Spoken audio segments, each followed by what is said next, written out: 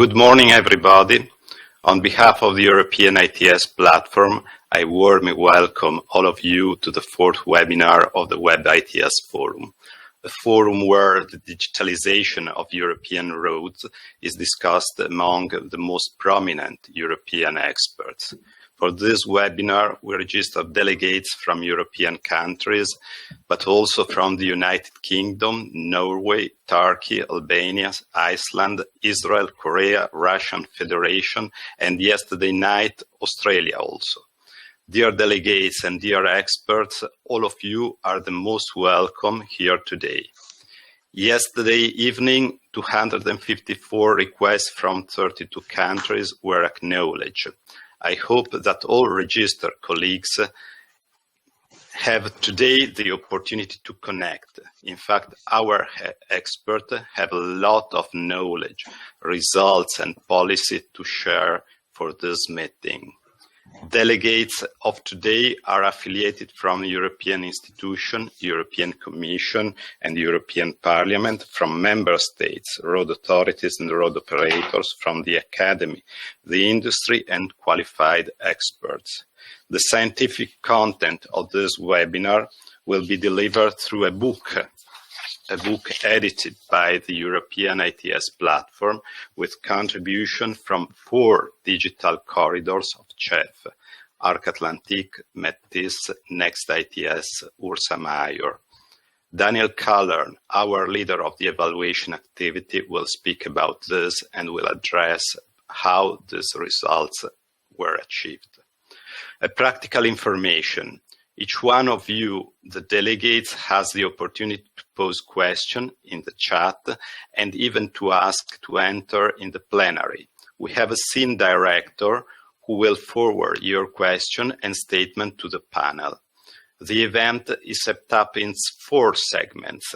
A first part with the framing of this event from a European perspective and policy, thanks to high-level representative of the European institution that you already see on the screen. Thanks to important experts, to the coordinator of 5 CEF ITS corridors, we will have a first panel made rich by experience in the digitalization on the TIN-10T network. We will experience a second panel in which the coordinator, experts from the platform, and prominent European association will discuss about priorities for road operators and for the supporting industry. Conclusions will be delivered by the European Commission officer in charge of digitalization policy. But now let me introduce the first keynote speaker, Carlo Secchi, in his role of the Atlantic Core Network Corridors. For the European Commission, Carlo Secchi was also chairman of the high-level group on business services. He was honorable member of the European Parliament, where he served as vice president of the Economic and Monetary Affairs Committee. He was honorable member of the Senate of the Italian Republic. Among others, he is the current vice president of ISPI, the famous Italian Institute for International Political Studies. In spite of all of this, maybe Professor Secchi, in his most important experience is to be full professor and even the 17th rector of Bocconi, the university ranked as one of the best in the world for fields of economics, finance, and law and management. Professor Secchi, thank you to be with us. No, it is my pleasure. Thank you very much, Mr. Arditi, for your kind introduction.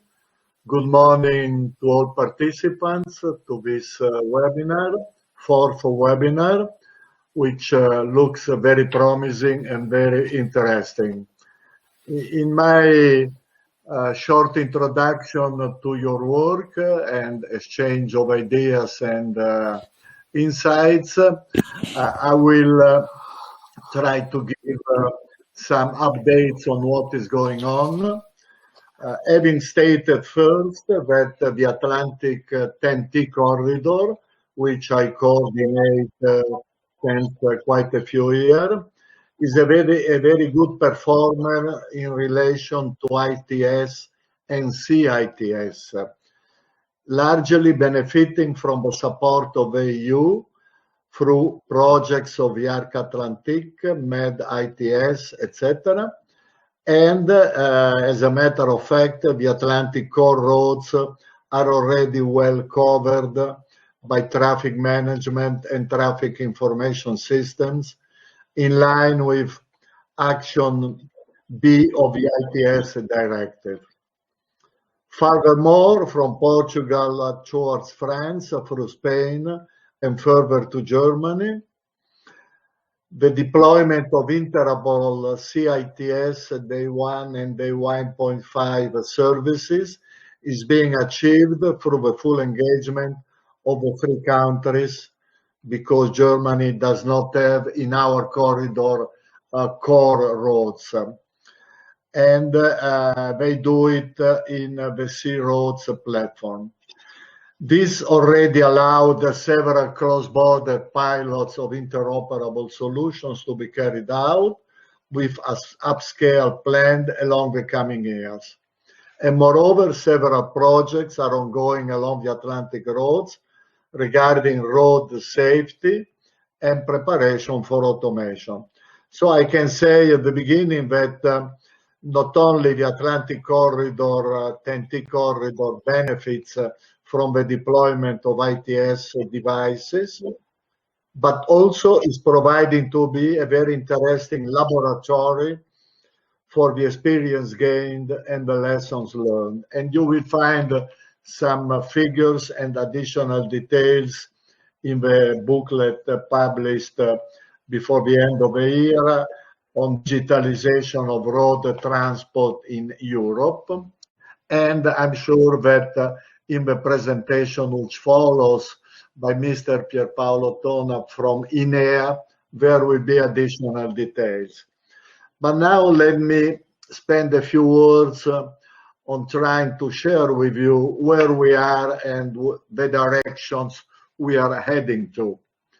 Of course, we are in line with the Green Deal strategy announced by President von der Leyen at the beginning of her mandate, of the new Commission's mandate. And as a matter of fact, the Commission approved on 9 December last a new white paper on sustainable and smart mobility strategy, replacing the white paper on transport of 2011. That is a very important document. I'm sure many of you have already gone through it, because it gives not only the way ahead to pursue, but also a very interesting list of potential projects to be implemented, and as well as flagship projects to show public opinion the way ahead. So this is in a sense our text of reference.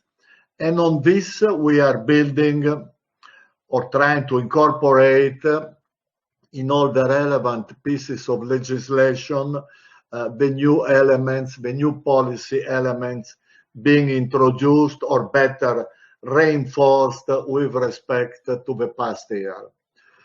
Well, first of all, we are busy with the revision of the 10T policy, the 10T regulation.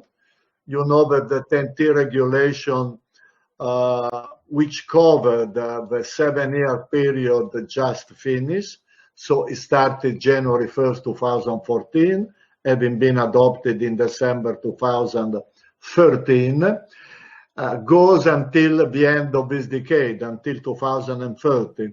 But a revision is foreseen, and on this, DG Move is working very actively together with other services of the Commission in order to incorporate all the lessons learned and the enhanced standards and the qualities proposed for the 10T network.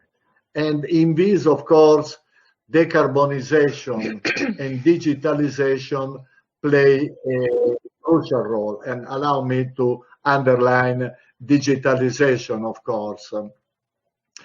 And as a matter of fact, we are in a very advanced stage.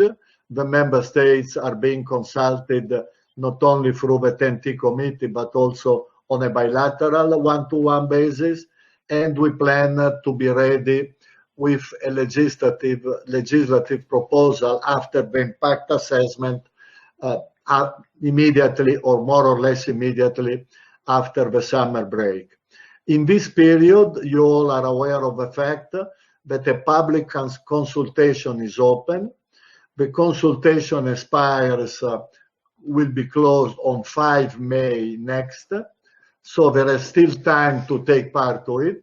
And I strongly encourage all of you who are interested, I imagine all of you are interested, but especially those who have specific proposals to put forward, to take part to this consultation. You find all the documents in the website of DigiMove or in the regular Move newsletter. So the review of the 10T is a very important process we are engaged in, and parallel to that, the revision of the CEF regulation. The CEF regulation expired at the end of December with the MFF.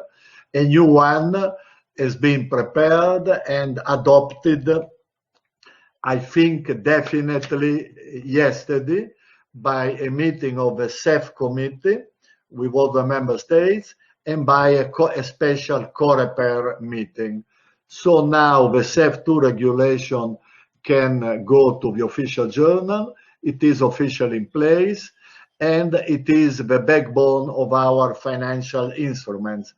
But let me spend a little time on the different financial instruments available. Of course, CEF2, and in CEF2, which has a total budget of 25.8 billion for the 7-year period. Digitalization of transport is one of the most important items highlighted, so you can expect that it will be included in the forthcoming calls, and the first call is expected before the summer break, actually, if we are lucky enough, by end of May, June at the latest. It will be a very important start of a new period and very sizable, in the order of at least 2.5 billion euros available in terms of subsidies, and then all the other instruments following.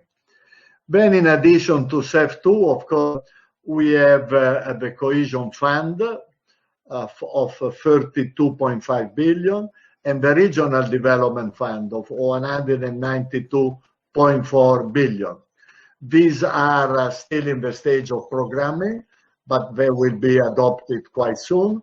And of course, they cover many possible actions, but they include special attention for transport, multimodality, urban nodes development, where digitalization plays an important role.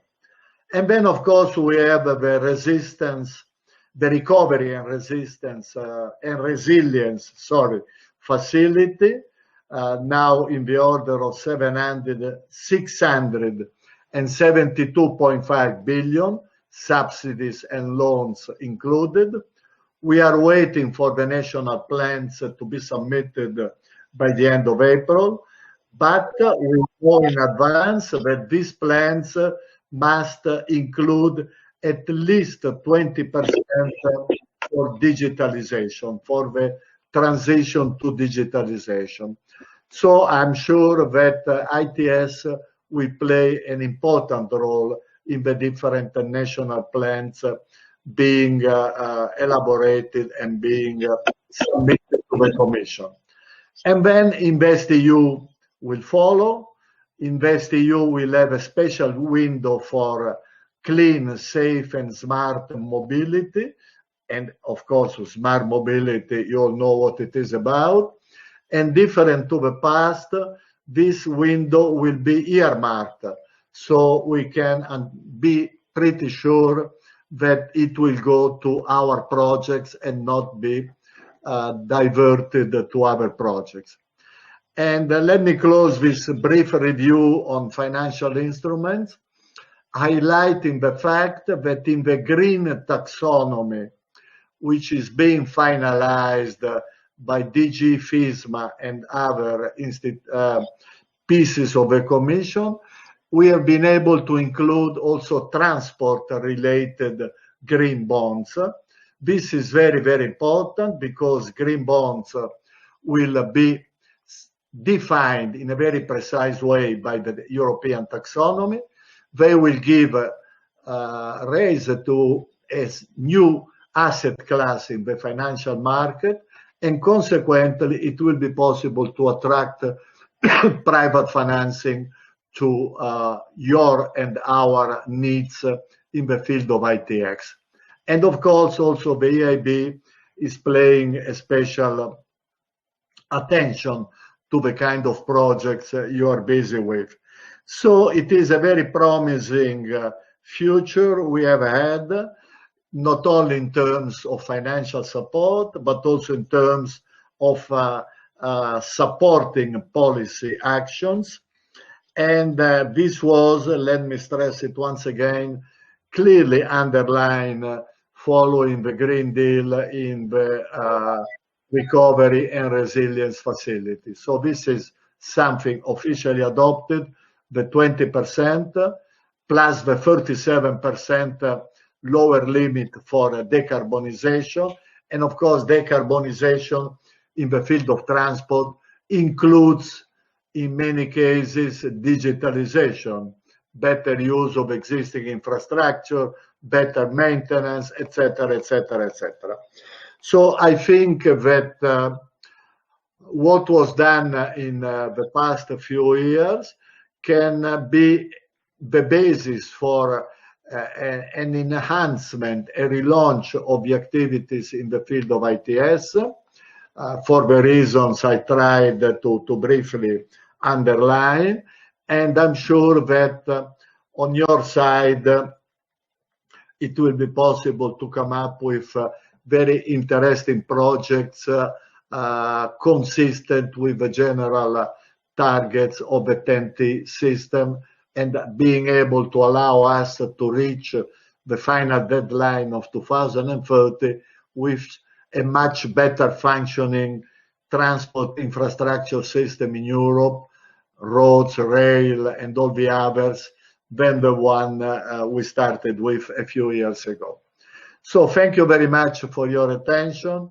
Of course, I am at your disposal. Our collaborators at DG Move, busy on the different corridors, are quite interested in sharing information, news, comments, whatever, with all of you interesting. We are also reviewing the governance system of the TEN-T corridors, and we will try to reinforce, enhance the role of coordinators on the one hand, and to widen the involvement of stakeholders on the other.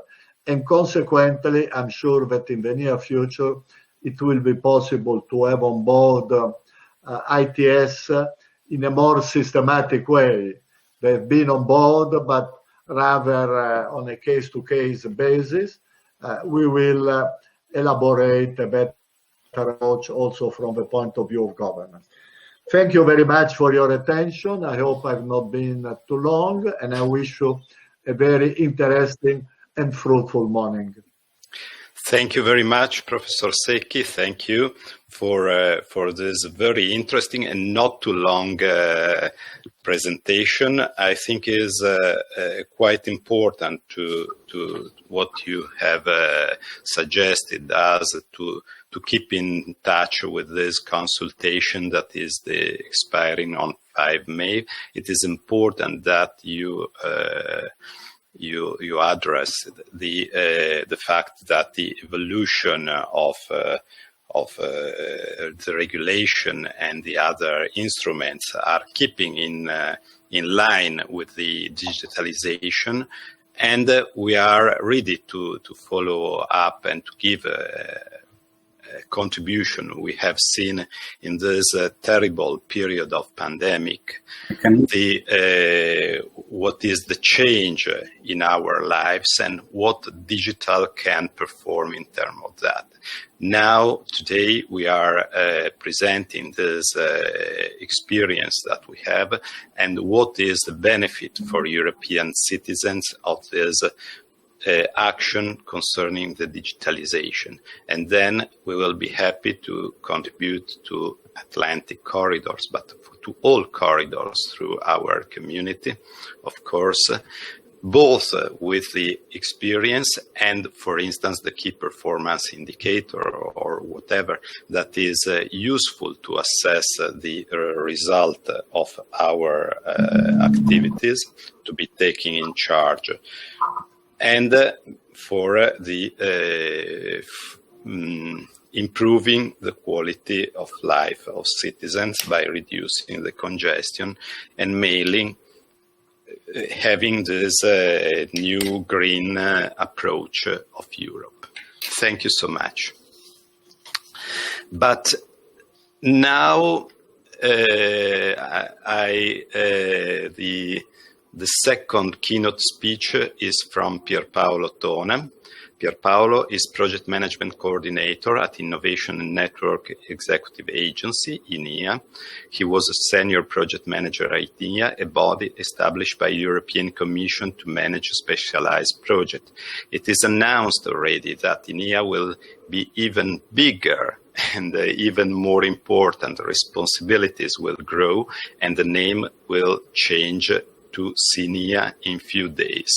Pierpaolo will address us on the ENEA perspective with an overview of results, success stories, perspective of the CEF in the field of ITS and information on future procedure. Thank you so much, Pierpaolo, to be with us. Thank you very much for the invitation and for allowing me to present very briefly my small contribution. In this short presentation, I will try to show how ITS are being implemented in Europe, or better, how the Connecting Europe facility, CEF, has supported this important process. There is no doubt that the interest for ITS is growing. From the point of view of ENEA, this is clearly shown by the number of ITS actions funded by the TNT program, 13 actions for funding of 275 million euros, and the number of ITS actions funded by CEF, 54 ITS actions with more than €500 million funding. I find this clear evidence of how more and more member states, road operators, and the automotive industry rely on ITS technologies. And it also shows how the EU funding follows somehow the needs of these actors. And we certainly have hopes on the new CEF program, CEF2, on which I will come back in a few minutes. So what was the experience of CEF on ITS? This slide summarizes the results of the CEF calls on ITS. In red, you have the requested CEF funding. In blue is the amount of awarded funding, and in green, the total investment, meaning that the CEF funding plus the contribution from the beneficiaries. The oversubscription across the years in the different calls, it depends on the topic of the call, but overall we have a total of 716 million euros of requested funding. As I said, the total of awarded funding is 521 million euros, and the impressive amount here is the total investment, 1.3 billion euros invested in ITS. And in this context, or in the context of this webinar, I think it is worth mentioning that more than half of this amount was invested in ITS corridors. The interest from the member states and the road operators to invest in ITS corridors became clear already in the first call of 2014, which is when everything started, let's say, or at least at this scale. This high interest, the number of applications we received in ENEA, the amount of EU funding for the first time, 110 million euros on ITS. This was all celebrated somehow in Bordeaux during the ITS World Congress. And you see here Commissioner Bulls, at that time the commissioner in charge of transport, handing over a symbolic check to the beneficiaries, to the coordinators of this awarded, the first group of awarded EU project on ITS. So this event marked the start of the deployment of large scale of ITS along the core network corridors. But what exactly is the Commission funding? Here you see just a few examples of ITS implemented by these projects. We go from the simple, it's never simple, but simple installation of cables, fiber optic cables, cameras, variable message signs, and to the most sophisticated upgrades of traffic management centers, video walls, telematic units on board of public utility vehicles, intelligent truck parking. These are more pictures, and there could be plenty of them. They are all pictures taken during the site visit that ENEA performs to the projects. And I was honored to personally visit many traffic management centers, and I witnessed the most diverse ITS applications, from weather sensors for heavy snow to VMS in isolated areas powered by a solar panel. So I think we can say that ITS serve all different needs, customized to each member state, but at the same time, ITS corridors ensure the full interoperability and the continuity of services. I think this is an important element. The result of this ambitious implementation is now well known. Thousands of kilometers, mainly along the core network corridors, are now equipped with ITS services. There is still a lot to be done, but I think we already have remarkable results, and I'm very proud that this was possible also thanks to CEF. In ENEA, we received very positive feedback from the beneficiaries of ITS actions in general, and I can say that these beneficiaries consider the CEF that was much more than a simple financial support. So my next slide, I try to mention some of these additional benefits, if I may so. So first of all, CEF is funding ITS, so it's boosting the investment on ITS, and makes sure that ITS are implemented in a faster way. So we gain time. I remember one beneficiary confidentially telling me, if there was no CEF funding, it would be more difficult to convince my boss that ITS is the right investment. So I think it's a combination of factors that help the beneficiaries. Second is the fact that CEF ensures that ITS are deployed without technical or geographical borders. This is for the famous seamless journey of the European driver. And of course, this has already been mentioned, more road safety, less traffic congestion means that ITS serve all EU citizens and road users, which are the secondary but final beneficiaries of the actions. The deployment is done according to the delegated acts. So CEF is also an instrument to support the compliance of member states with EU legislation. And finally, the cross-border coordination. Sorry, I had a problem with my slide. I will relaunch it soon.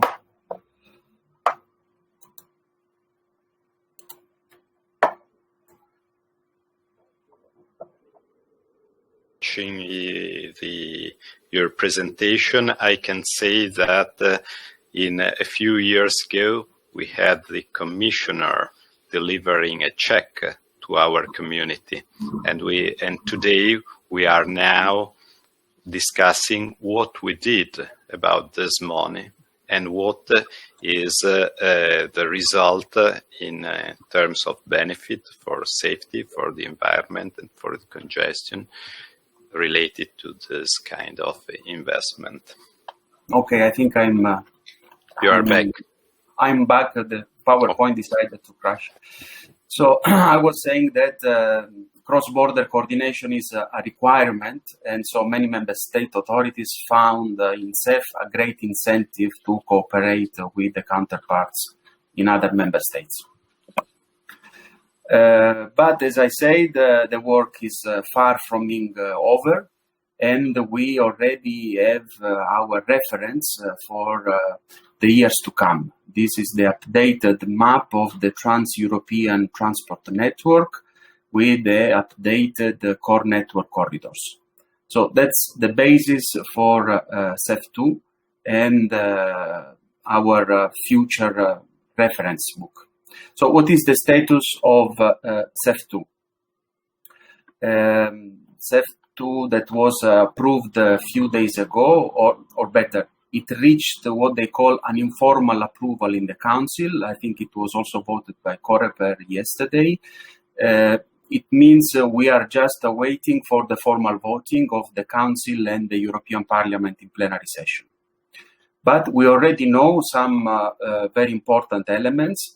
First of all, the focus is on connected, sustainable, inclusive, safe and secure mobility. These are very familiar words for anybody working on ITS. So I think we can say that ITS and digitalization in general are among the important priorities of this program. Second, we know the budget, more than 33 billion euros. I think this is one of the few EU programs that increased budget compared to the last financial framework, again stressing the importance of these objectives for the EU. The largest share of this funding, 25.8 billion euros, is allocated to transport. Finally, we also know that a large part of this CEF funding is already earmarked, is reserved for what we call soft infrastructure, which include clearly ITS. So I think we can say that we have the means to continue and even increase the deployment of ITS in Europe. Maybe it's worth mentioning that independently from the date of adoption of the CEF2 regulation, this regulation will apply retroactively from 1st of January 2021. So this is important in view of future submission. My last slide is just to briefly announce an important change that will take place next week. On 1st of April, INEA will become CINEA, the European Climate, Infrastructure and Environment Executive Agency. So it's, let's say, to stress even more the connection to the European Green Deal. But what is why the main reason why this is happening? Well, based on the success and the good results of executive agencies in the last year, the Commission has decided to enlarge the programs under the responsibility of executive agencies. Just to mention a few examples, SINEA will manage CEF to Transport and Energy, the Innovation Fund, the LIFE program, a large part of Horizon Europe, the Renewable Financing Mechanism, the Just Transition Mechanism. So we can say that SINEA will have a key role in supporting the European Green Deal. And this is the organigram of the agency. You will notice CEF ITS is under the responsibility of Unit B3. And despite these administrative changes, we plan to make really a transition in full business continuity. And most of all, we plan to keep in the future the same service-oriented approach with beneficiaries and all stakeholders. So we really look forward to work with you all towards the successful deployment of ITS in the EU. Thank you for your attention. Happy to see that there is an important effort from the perspective of European institutions towards the soft measures that can concretely contribute to main European objectives. And if I think to road safety, I also think to real European successes. Our public has a sure interest in results and evolution that you have highlighted. I have a question, probably easy for you, but surely of general interest among all colleagues attending the webinar of today. Has the European Commission, SINEA, a time frame already stated for CEF goals in the field of road digitalization? Well, the plan, as already anticipated by Professor Secchi, is to publish the first call by June. But of course, this is a provisional plan, which depends on when the European Parliament will put in the agenda of the plenary session the voting of CEF2. The Council is already advanced, but still we need a formal ratification. So if there are no delays, and the Commission is committed to really facilitate the procedure and to publish as soon as possible the call. So the target for the moment is June. Okay, thank you so much. Thank you. And thank you for the presentation, for this additional information. We have the technical keynote now. It will be the only presentation performed today by the community of road authorities and operators gathered in the European ITS platform. Any other will contribute through debate panels only. And the speaker will be Daniel Callern, that disappeared from my screen, who is a principal consultant at Capita Property and Infrastructure. He is in charge of the project management of UK and Irish ITS works and study programs co-founded under the European ITS work program, including the project management of multi-beneficiaries, pan-European EC-founded ITS deployment programs, Arc Atlantic 2, and as corridors, and he was also contributor to the programs EasyWay 1 and 2. And of course, he is the activity leader of Activity 5 in the European ITS platform. Okay, so on behalf of Highways England, who are leading the EUEIP evaluation team, I have a short overview here of just the work that's been undertaken within that activity and the progress that we've made. So just, to very quickly give an overview of the group, we've been cooperating now for 5 years under the EUEIP. We have a real wide range of expertise in the field of ITS evaluation. That's both from the national bodies as well as the ITS corridors. And really what we've been doing is building on the past experience under previous funded programs and developing the processes and the approach that was adopted there into something new and firmer and more evolved. Okay, in terms of the objectives of the EUEIP evaluation group, the end goal has really been to demonstrate the real benefits of ITS investment, and in view of the policy, to show the real impacts that we're having or the corridors are having in terms of safety, sustainability, and efficiency. And we're also looking at the socio-economic return, if you like, or the return on investment that ITS is yielding. Okay, in terms of the approach that we've adopted, we've built heavily on the knowledge base from past programs. So that's the experience and the lessons learned that have been accumulated over the years. And we've refined the pre-existing knowledge base and developed it into something more consistent, coherent, and practical. The way that we've done this is to work closely with the corridors and the expert community, and to develop a harmonized approach and a process which has been adopted, but it's ultimately based on consensus, really. So it's knowledge sharing has been a key element of the approach that we've developed and adopted. And obviously, again, it's really the main purpose of it is to bring together and to illustrate those impacts and the benefits from ITS investments. Okay, in terms of the method that we've developed,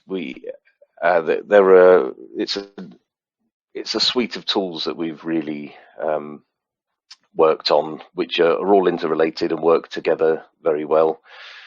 The KPI definitions, a common report template and guidance. We also have the evaluation library and the ITS evaluation toolkit. So they're 4 discrete deliverables that all link very closely to one another and work in conjunction with one another.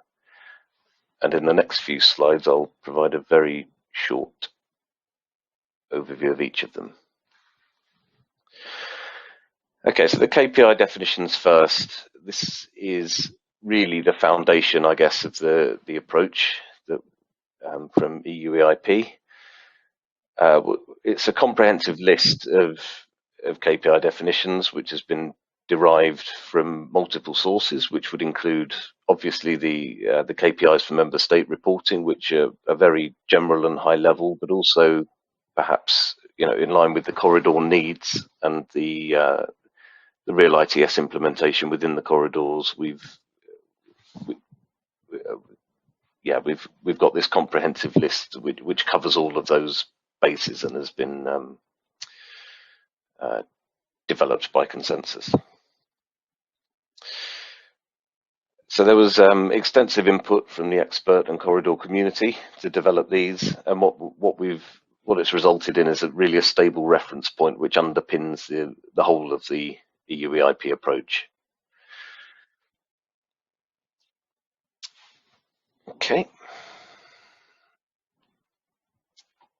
and in terms of guidance and reference, there's two key elements here, or deliverables, which have come out of this. The common evaluation reporting template, this is structured around the KPI definitions that were previously presented. These include integral guidance, and what it really results in is a consistency of approach. It encourages a consistent way of evaluating, if you like, and a consistent way of reporting, and from that, a consistency of results. We also have the evaluation website and a library within that, which contains all of the corridor reports that are provided, all of the related reference and guidance materials that we've developed, and we also have there an archive of reports from previous programs, for example, or national reports which don't fall within the corridors. So it's a comprehensive source of information for all things evaluation. Okay. Relating to the evaluation library that was just mentioned and the reporting, we have the evaluation toolkit. So this is a comprehensive database which has drawn metadata from all of the evaluation reports that we've received, which are compliant with the process. And they've been added into this, this overarching database. So it currently integrates over 50 data from over 50 reports. I think it's 56, something like that. And obviously that will continue to grow as more reports are received under the current phase 3 corridors.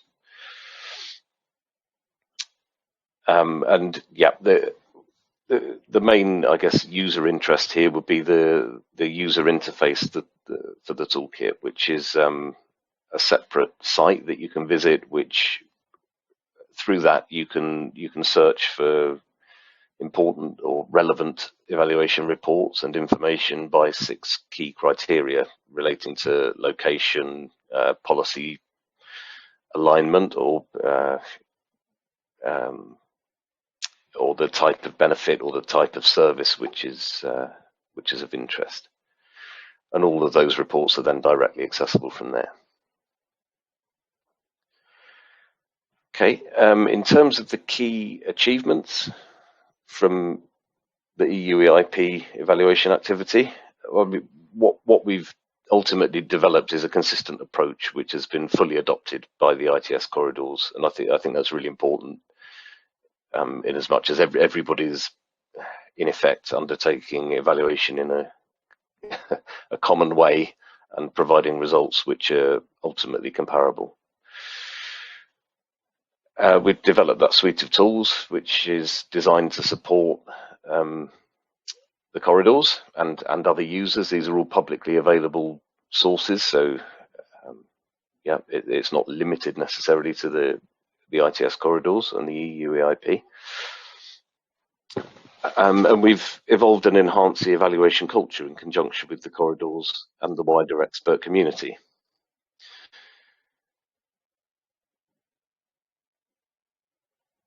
So in so doing, we've created a sound basis and an extensive knowledge base to inform future ITS reporting.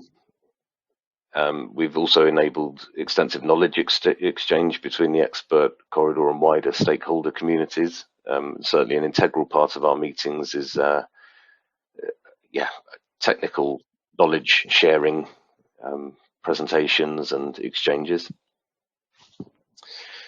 And we developed a consistent methodology which can yield consistent results. So in terms of the benefits of safety, environment and efficiency, we're all reporting in the same way to the same end and generating results which are ultimately consistent. And what we've shown is that ITS provides a very strong return on investment. So it's a low-cost solution which yields real substantial benefits. And as we go on later to the corridor panel, perhaps that will be more explicit and apparent, but certainly we've successfully demonstrated the benefits of ITS investment.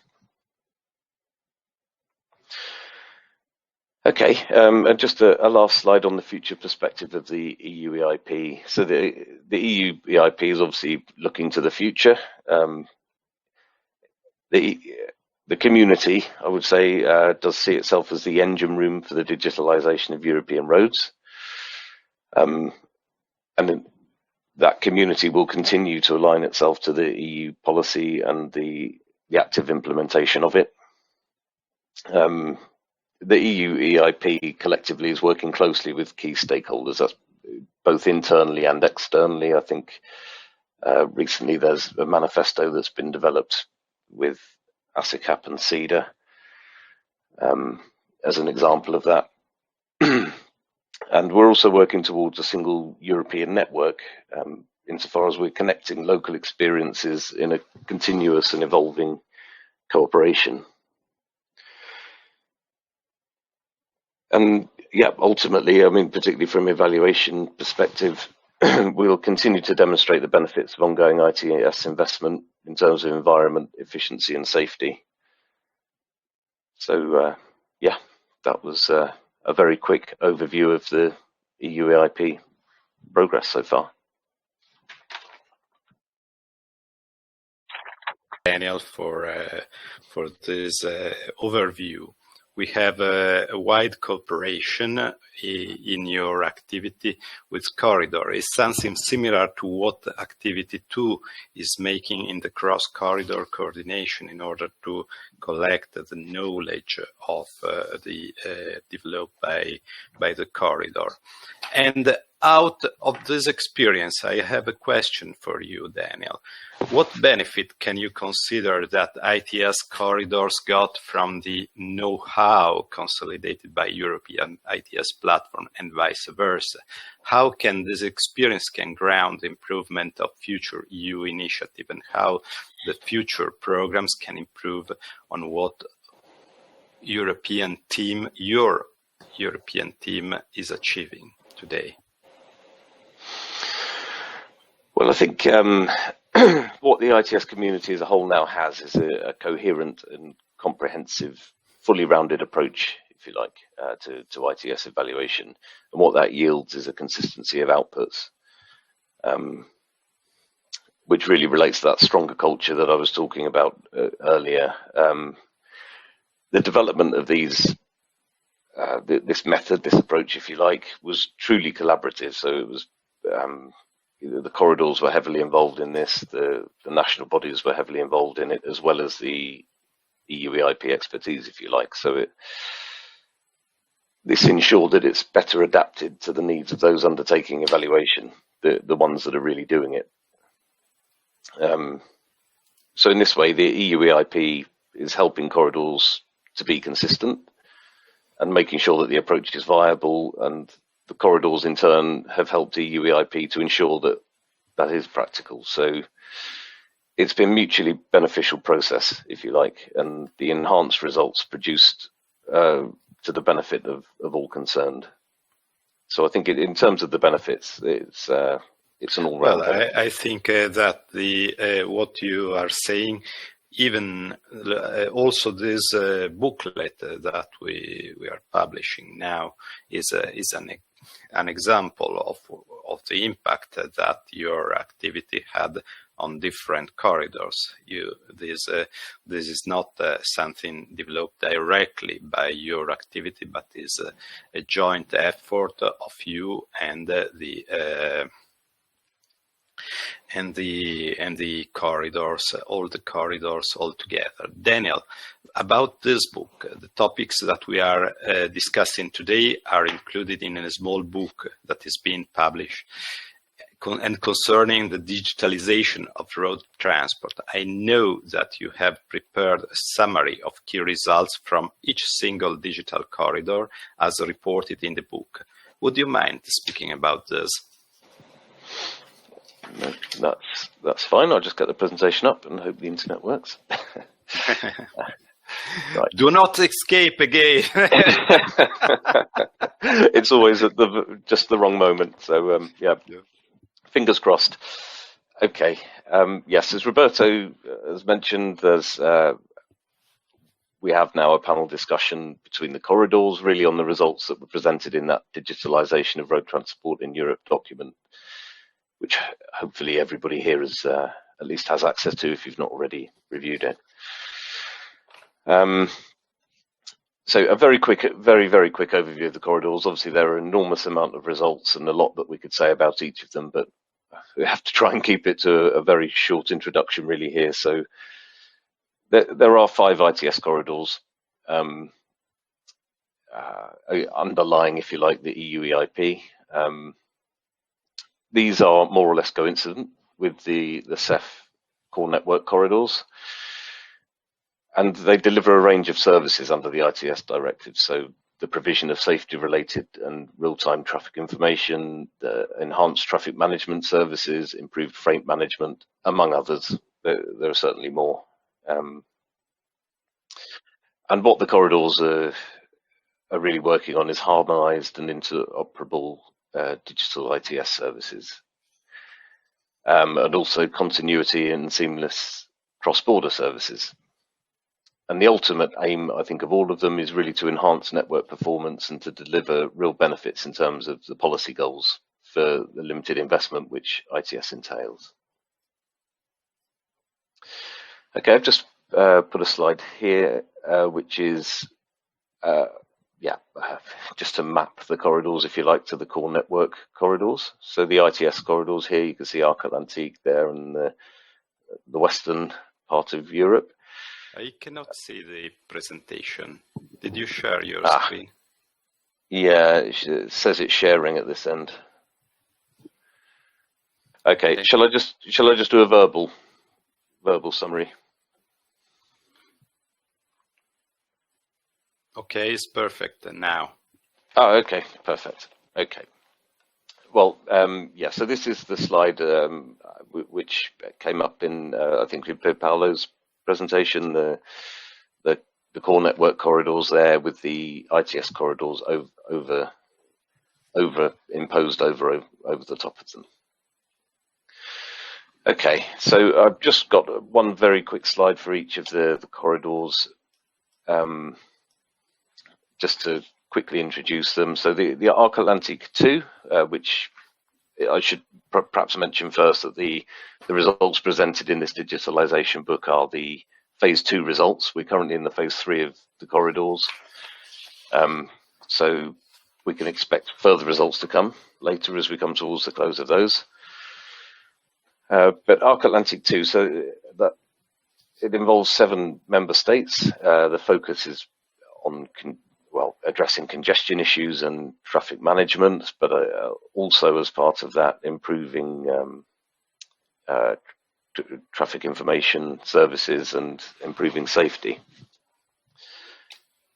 And as you can see there at the bottom, the impact over the 5 years period, where it's estimated that it will be 55 fatalities saved on the network, and a return on investment of 3 years.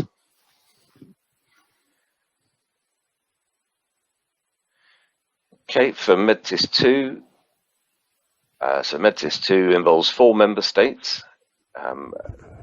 It is focused on the improved traffic management and traffic information services on the network. There's also a strong cross-border element there, cross-border traffic management plans and data exchange. And there again, based on the evaluation which has taken place, it's estimated that, for example, 8 fatalities will be saved over a 5-year period. Over 600,000 vehicle hours lost will be reduced, and over 7,000 tons of CO2 reduced. So in terms of socio-economic impact, the return on investment would be around 5 years for MEDTIS 2. Okay, for Next ITS 2, again, we have 4 member states involved in the Next ITS 2 corridor. The focus here is really network performance in terms of environment, reliability and safety. There's perhaps more of a focus on weather and HGV issues, as well as cross-border traffic management. And what Next ITS 2 has demonstrated is significant efficiency and environment impacts again. So over 500,000 vehicle hours lost, reduced, and over 45,000 tons of CO2 emissions reduced. And the return on investment within the Next ITS 2 corridor would be around 4 years. Okay, for Ursa Major, again, 4 member states involved. The focus here is really enhanced services on the major freight routes between the EU member states. So efficiency, safety and environment, again, are the primary objectives, and there is again, a cross-border traffic management plan focus here. The estimated impact over the 5 years, again, significant impact in terms of reduced journey times where ITS has been implemented, and significant reduction in CO2 emissions, as well as reductions in fatalities and safety improvements. And the overall estimated return on investment would be around 4 years. So again, I think consistently between the corridors, they all demonstrate a very impressive return on investment. Okay, so one final slide just to very quickly summarize those findings put together, if you like. In terms of the socio-economic savings over the 5-year period, based on those 4 corridors, there was a minimum of 75 lives saved and over 2,000 injuries prevented. In terms of a conclusion, we can see that for the combined investment of just over 230 million euros, the annual safety socio-economical saving is around 55 million, which would mean an overall average return on investment of around 4 years, which again just goes to underline the impact of those ITS services and the investments that have been made. And it's just worth mentioning here that during the remainder of this year, we will be applying this methodology to the phase 3 corridors. So those are the ones that are still, I think in all cases, currently running. And we'll be looking to expand from just the safety benefits, if you like, onto the congestion and environmental benefits of those corridors. Okay. Thank you so much, Daniel, for this introduction that is launching the first panel in some way. And then let me introduce the main actor of the corridors, and then the corridor leaders, the corridor coordinators of digital corridor coordinator of CEF, that are Arne Lindenberg, Stephanie Klein, Thomas Malaget, Carole Siliberti, and Alexander Hausmann. Arne Lindenberg is a corridor leader of Next ITS. He is a senior advisor for ITS and freight transport in Trafikverket, the Swedish Road Transport Administration. Stephanie Klein, she is the leader of Ursa Major Neo. She is the head of International ITS Network and Technology Transfer at the new Die Autobahn GmbH des Bundes within Traffic Management, Operation and Transport Division, new in the position, new in the company, but with a solid experience, previous experience in Hessen-Mobil and Rhineland-Pfalz State Office for Mobility in Koblenz. And Thomas Malaget, he is the corridor leader of MEDTIS. He's from ASFA, is the deputy of the general delegate of ASFA, the French Association of Motorway Operators. He has a previous experience in Boston Consulting, Lagardère, Ernst Young. And I can testify personally that one of his papers won a prize at last World Road Congress. And Carole Siliberti, Highways England, corridor leader of Arc Atlantique. She is director of Smart Places at Capital Real Estate Infrastructure in London. She has previously worked for companies such as Accenture and the Lavalin Atkins business, where she led the London Intelligent Mobility practice. Alexander Hausmann, Austriatech, is the corridor leader of Crocodile, the project manager of Austriatech, the Federal Corporation for Technical Policy Measure. Thank to all of 5 of you to be with us. And then our digital corridor coordinators will address on what we can learn from the past results to prepare for the future. And then I am starting with a question to all of you that I will finalize directly. What are the most remarkable results that you have experienced in your CEF ITS corridors? And let's start with Arne. Arne, Next ITS is a project carefully targeting congestion, consequently looking at results that were shown by Daniel. A green perspective, they appear outstanding. Would you mind talking to us about this? Yes, of course, and good morning, everyone. Daniel, I need to make a small amendment to your presentation because I think you mentioned Next ITS 4 countries, actually 5. It might be so that we lost Denmark on your slide. So just a notice.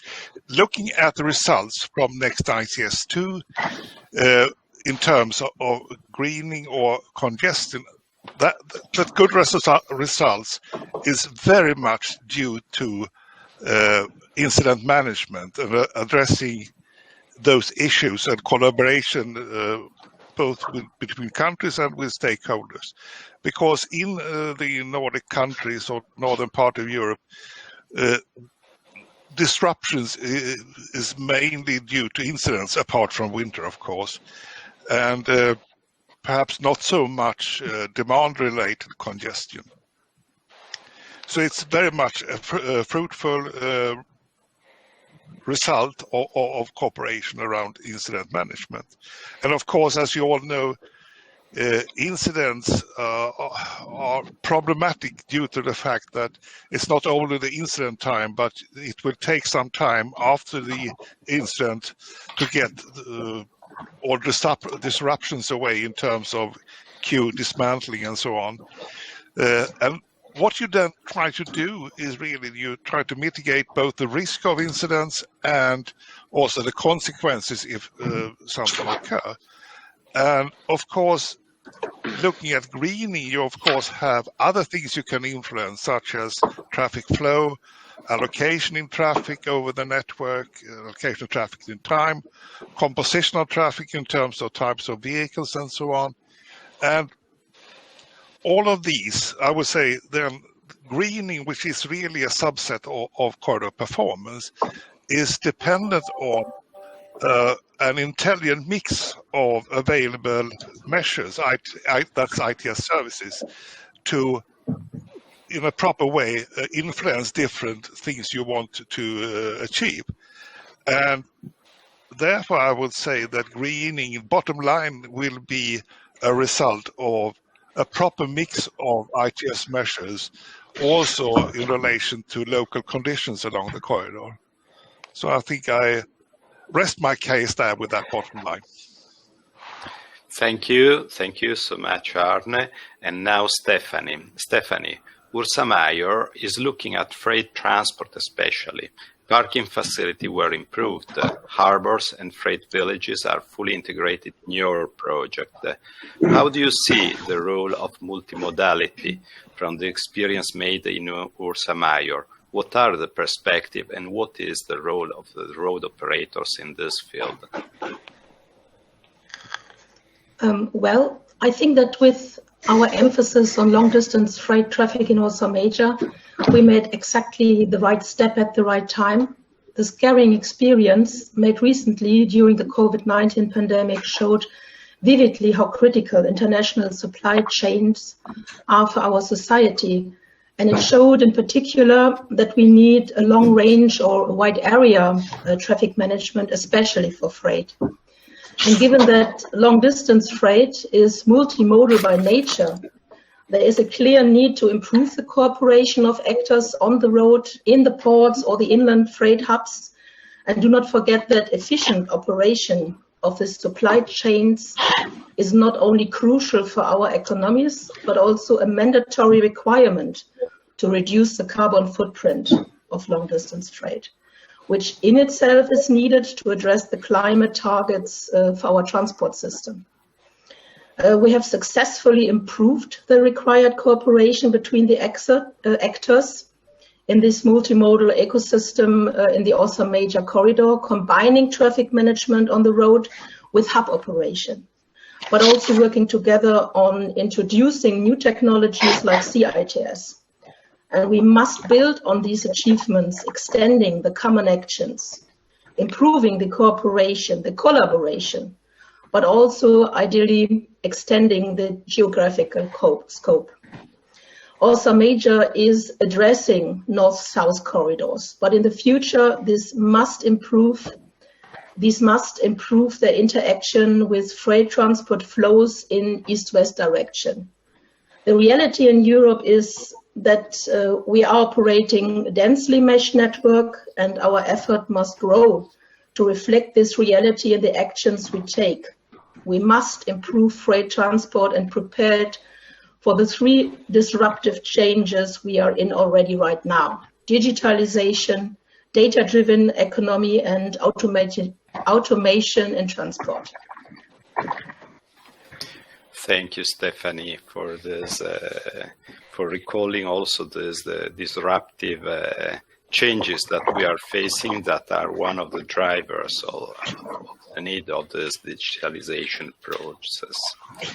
Thomas from Paris. Long-distance corridors and urban motorways are part of the Mediterranean corridor that you lead. What difference can you see in application for different sections of the TEN-T in Europe? What are the different needs from a road operator perspective? And what did your partners do to achieve the best results?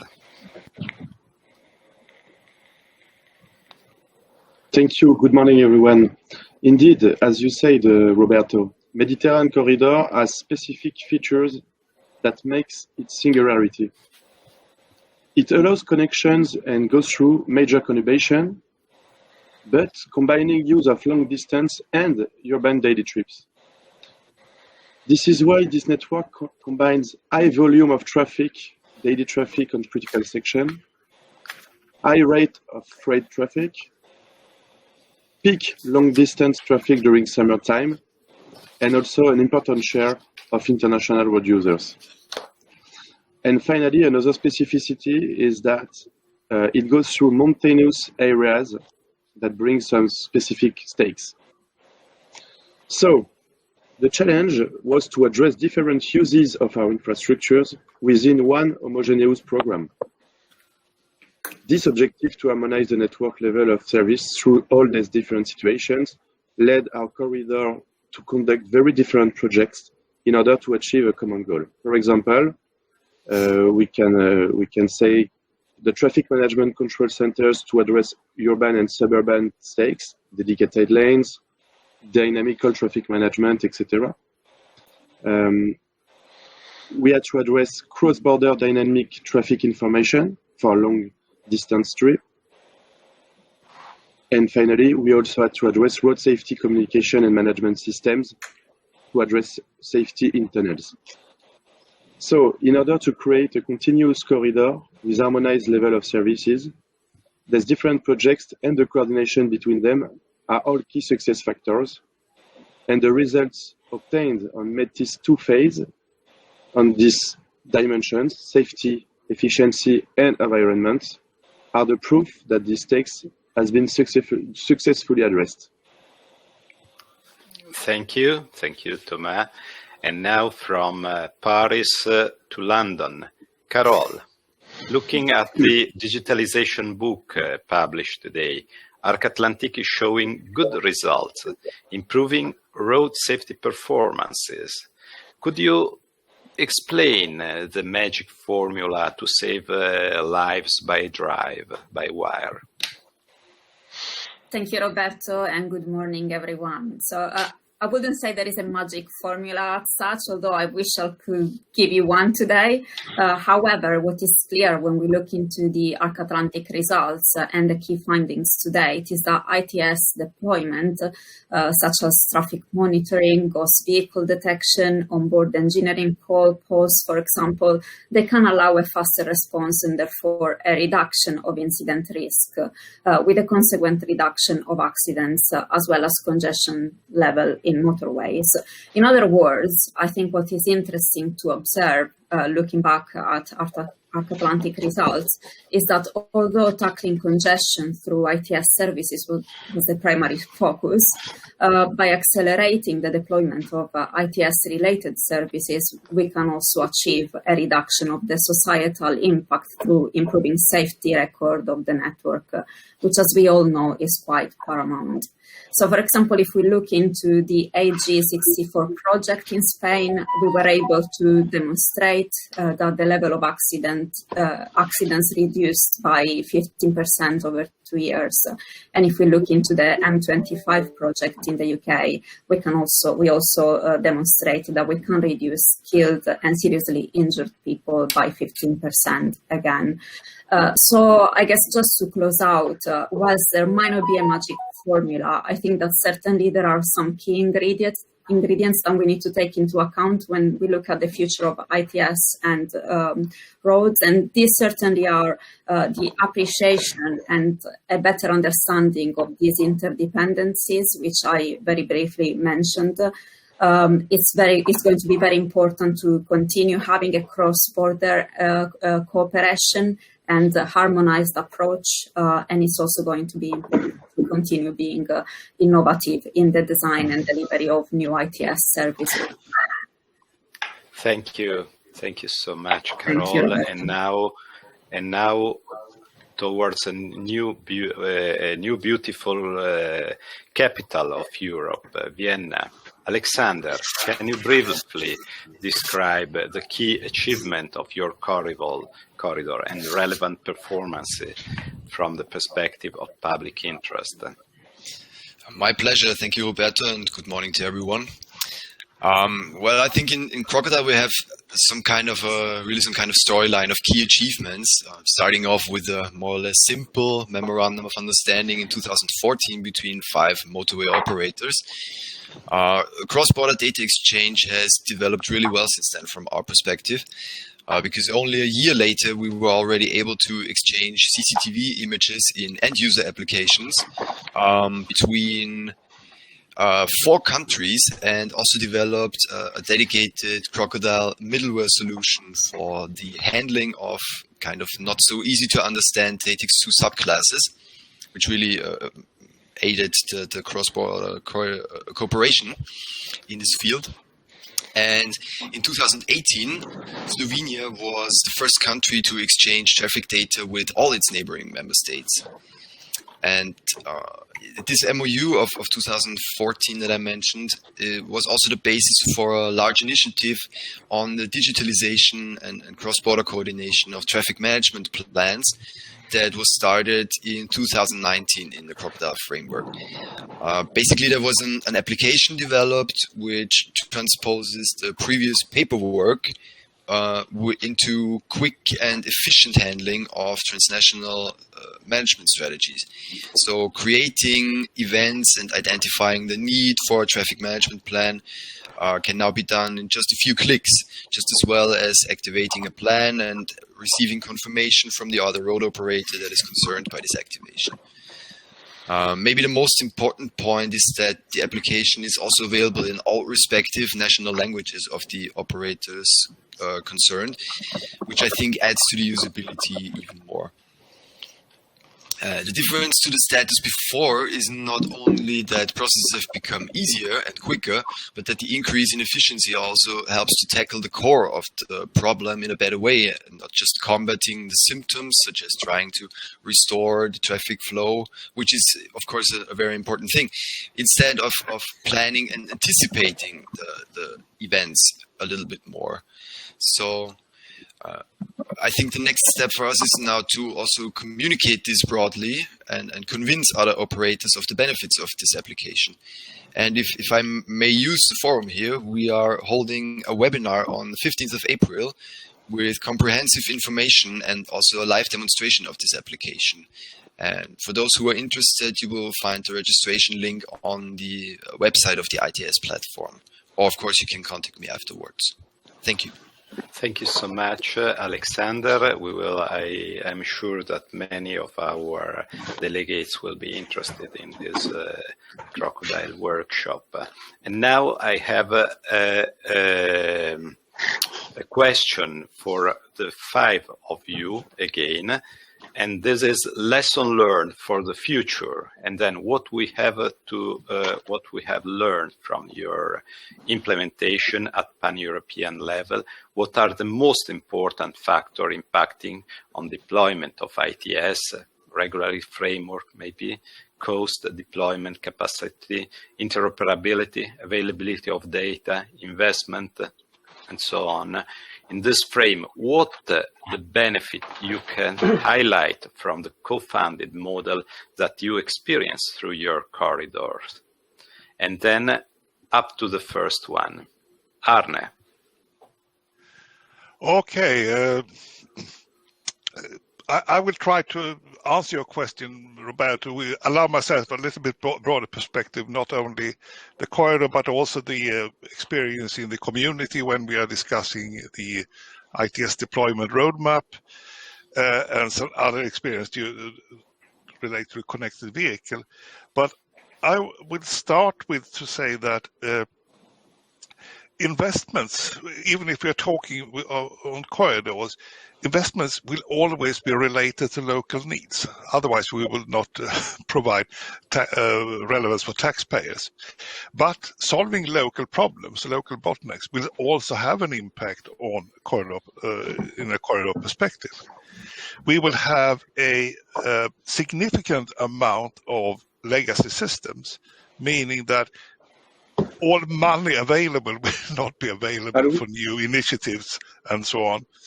And what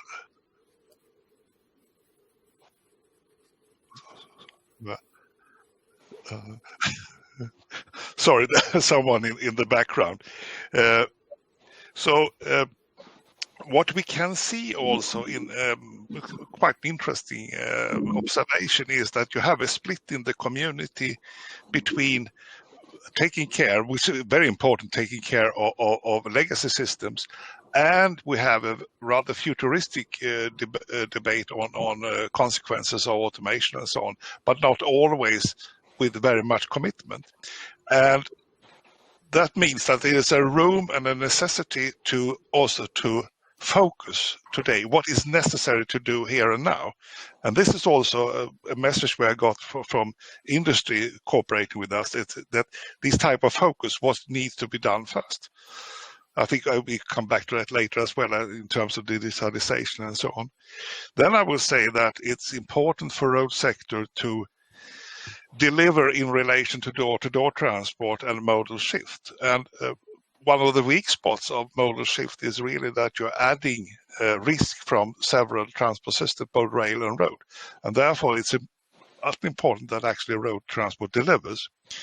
And also, another thing that's very important is to establish new cooperation schemes, especially in the urban interface, where both for freight transport, but in general, reliability is key. And I would say that the big trade-off is really for society to make a proper use of existing infrastructure, and we provide reliability to transport. And the core issue is really, in general, but especially in the urban interface, is access to land. How much land can be allocated for transport use?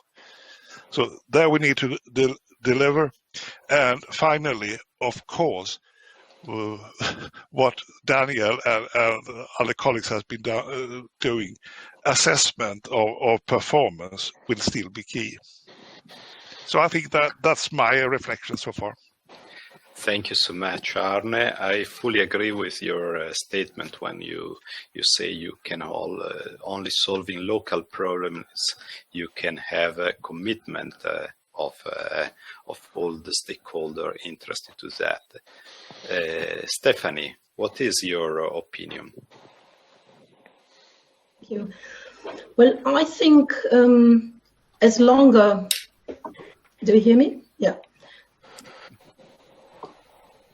Do you hear me? Yes, perfectly. Okay. Perfectly. So as longer as we are together in this technical environment and we try to work on harmonized solution, the interfaces, everything, I recognize that we have to address equally to other areas when it comes to finalize digitalization to reach really the status that we say, okay, this is digital now. We have to face the organizational changes that we have to perform, and this is us. These are the humans. They have to change something, and this is not what we like to do, but we have to do. Yeah, the technical challenges, I think, are not any longer on the critical path. We have to work together, and when we did this and we changed organizational aspects in our administration, in our units, we have to think about the processes as well. Yeah, so this needs to be changed and this needs to be discussed. And this is exactly where I see the strength of this European network that we could establish by the help, by the support, by the colleagues in Brussels, that brings together all the actors, that we are not any longer working, let me say, in a kind of autistic way. Of course, we have our frame, we have our roles, responsibilities, but when it comes to digitalization, this is networking. This is networking by nature. This is sharing of data, and we have to do it in the right way. We have to understand what are the requirements of the other party to find common solutions. So this human aspect for me is something that is so critical to speed up the digitalization process, and this is exactly why this co-funded projects in the ITS area are really a very important part of the story. Thank you, Stephanie. And so the digitalization is walking on our legs, and then the cooperation, the European cooperation, is the opportunity to speed up this kind of process. Thomas, which is your opinion on that? Yes, thank you. First, I totally agree with what my colleagues said. I want to underline two major factors we benefited from such a model of co-funding. First is collaboration. This model allows different road operators to work together, to share technical challenges, and to address common problematics. In Mediterranean corridor, this represents more than 20 road operators, and this experience shared is very precious and may have contributed to the acceleration of ITS deployment across the METIS corridor, on top of the funding granted by the Commission. We experienced it, among all other things, in a specific field, and I would like to share it with you. This is the tunnel safety management systems. We shared great problematics between countries and great experience from our partners through dedicated workshops, through collaboration, and through the organization of a field visit of a tunnel located in the south of France at the border with Monaco, with great experts from Vinci Autoroute. I think this kind of collaboration is a key of success for such programs.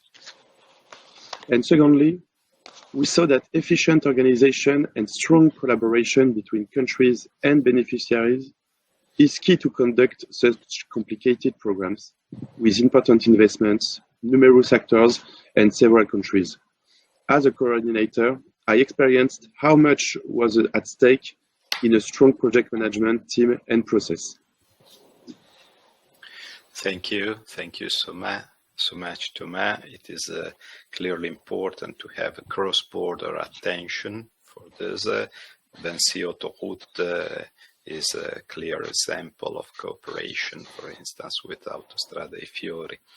And what about Carol? What is your opinion on the matter? Okay, thank you. So I was going to start from your point around the key factors that can have an impact on the deployment of ITS. And I think if we look into the technical side of things, certainly data availability as well as multimodal information through national access points are going to be quite important. And when I talk about data availability, I'm thinking more about data available that is able to enable some of the ITS services as well as the data gathered through running ITS services in order to understand and evaluate the impact of them in the long run. I think, again, technically it's important that we have harmonized ITS services systems. And I think it's also important, of course, and that's almost an intrinsic enabler to have a digital connectivity in place. If we look instead more into beyond the technical aspects, let's say, I think what is important is that we have a common delivery, monitoring, and evaluation framework when it comes to intelligent transport systems and what we need to do in the future.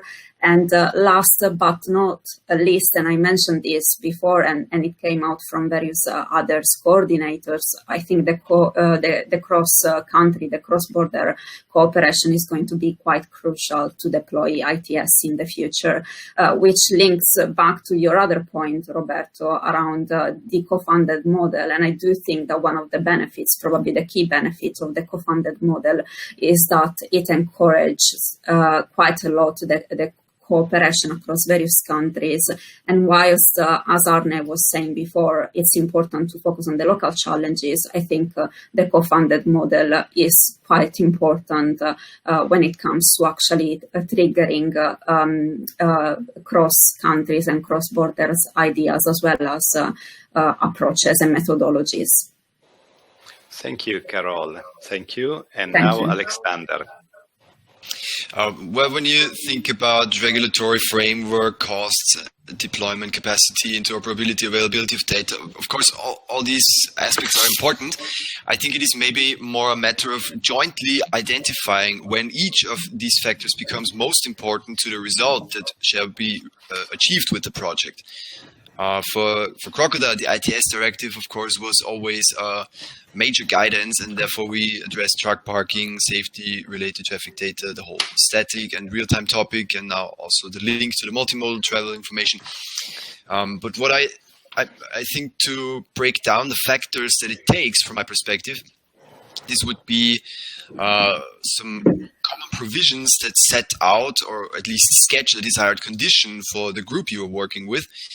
Then, of course, the willingness to act, the driving forces that are capable of supporting the deployment of these common provisions.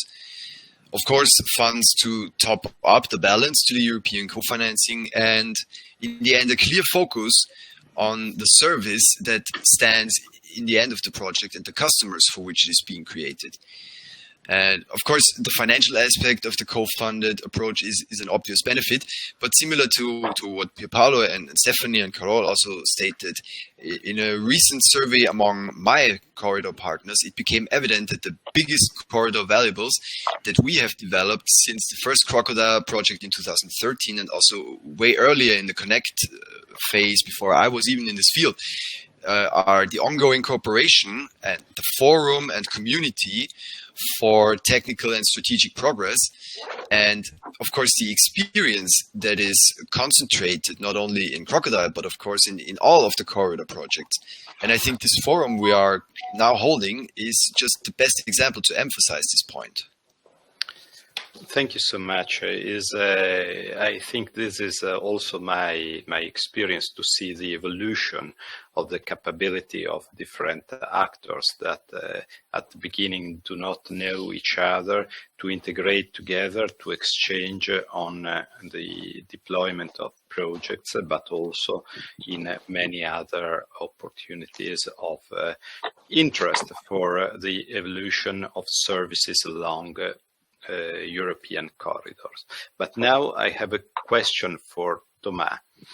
And what is the appropriate deployment metric for each service type according to service targeted? For example, the saved lives, the congestion, the road coverage, the vehicles equipped, etc. Are there any KPI that you can propose to the assessment of Professor Secchi and other CNC coordinators? Yes, totally. As an introduction, I would say that the common goal we share is to demonstrate how the coordinated deployment of ITS service deliver tangible benefits. I think that an appropriate metric or KPI is a metric that is available and that can be measured. That's the first thing. During the evaluation process of the second phase of the Mediterranean Corridor project, we built a methodology that was clear, accessible, robust, to assess project impacts across 3 dimensions. First was the safety, measured through both accidents and fatalities data. Second was the network efficiency, measured through the congestion, the lost hours, and the overconsumption. And third, the environment and climate change, measured through carbon emissions. The challenge at this time was to be sure that each partner would have the capability to measure and to model these KPIs. So we developed a robust methodology to calculate impacts, even when complete data sets were not available, by extrapolation, for example. Finally, I'm very proud to say that we successfully achieved this challenge and showed consolidated and robust impact for METIS2, up to 9.5 million savings per year on our network. For METIS3 now, impacts are still in process of measurement, but I can already say that we will meet results in line with the previous phase of the program. And I'm very happy that this methodology is now used by several other programs, like Arc Atlantic, and I hope that it will demonstrate the great value of our deployment and works. Thank you. Thank you. Thank you so much, Thomas. And speaking about impacts that you are coming from, we have another kind of impact that is not so positive. That is the impact of the pandemic of COVID-2. And Stephanie, Ursa Major performed an assessment of impact from COVID-19 on a part of its own network. Would you please inform colleagues on the results? The pandemic led to a reduction in car sales, and what a reduction in travel, working at home. What does it mean for road safety and the need to manage traffic? Do you see that the same impact for passenger and freight transport? Combined the different the traffic data of selected stretches, and on one hand they were very similar, on the other hand they were different, especially when it came to freight transport. The discussion that we had, looking, let me say, to the diagrams and showing exactly what was happening in this lockdown phase after the lockdown, how much time it took to get, let me say, nearly to normal again.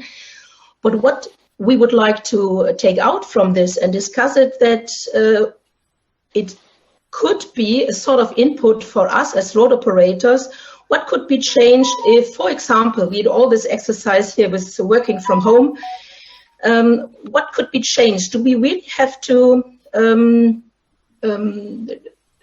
expect that the growth of the traffic will continue like we thought 10 years ago, 15 years ago? Or if there might be a shift that due to the experience that all of us, not only the one with children at home and used to homework, home office, would it change in a way that we can expect a sort of reduction of congestion when we compare it to what we thought without having a pandemic? So this is one thing. How does the freight chain might change if, for example, people are working from home and we have less traffic in the morning and less traffic in the evening in this dense hours here, and they stay at home? Would we expect more freight traffic in a way because they need then their goods in the area where they live? So these kind of effects, I think, are very interesting to evaluate. Yeah. So in the first phase, of this laboratory, we have now the comparison between what was recognizable in Italy and Germany and the Netherlands. But we are looking forward really to try to draw conclusions from this exercise to our expectations that we had before and without the COVID experience. Yeah, so this is something that is always from value when it comes to our visions and our strategies and how to maybe adapt what we planned for the future as road operators. Thank you so much. And then Arne, from your corridor and platform experience, what would be necessary other than legislation in order to support the implementation of ITS on European roads? That's not a small question, but I would say that to repeat myself, cooperation will be key. And if I start with this type of cooperation that you have led, Roberta, is really that cooperation on harmonization. This is an asset that really road administrations or authorities also bring to the table in terms of cooperation with industry, because this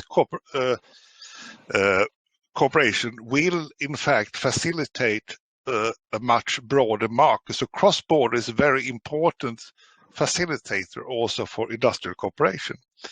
And of course we need also to, as I said earlier, to be prepared to enter new cooperation schemes, to be fully capable of exploring new possibilities by the digitalization.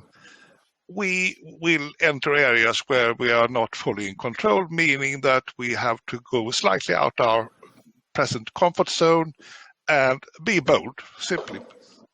The second thing to really address here and now, one of the first steps is to apply the digital layer in the European transport system, to have a 24/7 capacity, and also apply the necessary digital infrastructure in terms of data information, digital twins, traffic fleet management, and so on, the enabler for the future transport system.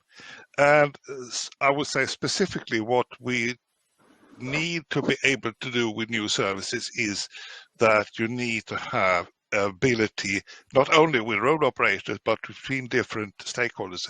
The ability to exchange data will be key for future services. And I will see, if more focus on these type of corporations, I would say that there are mainly three areas you need to address for the future to keep going. It's the organizational base. How should we cooperate?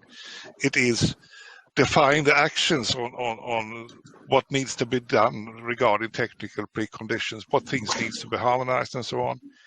And we need to apply a performance assessment, continue the good work of Daniel and colleagues.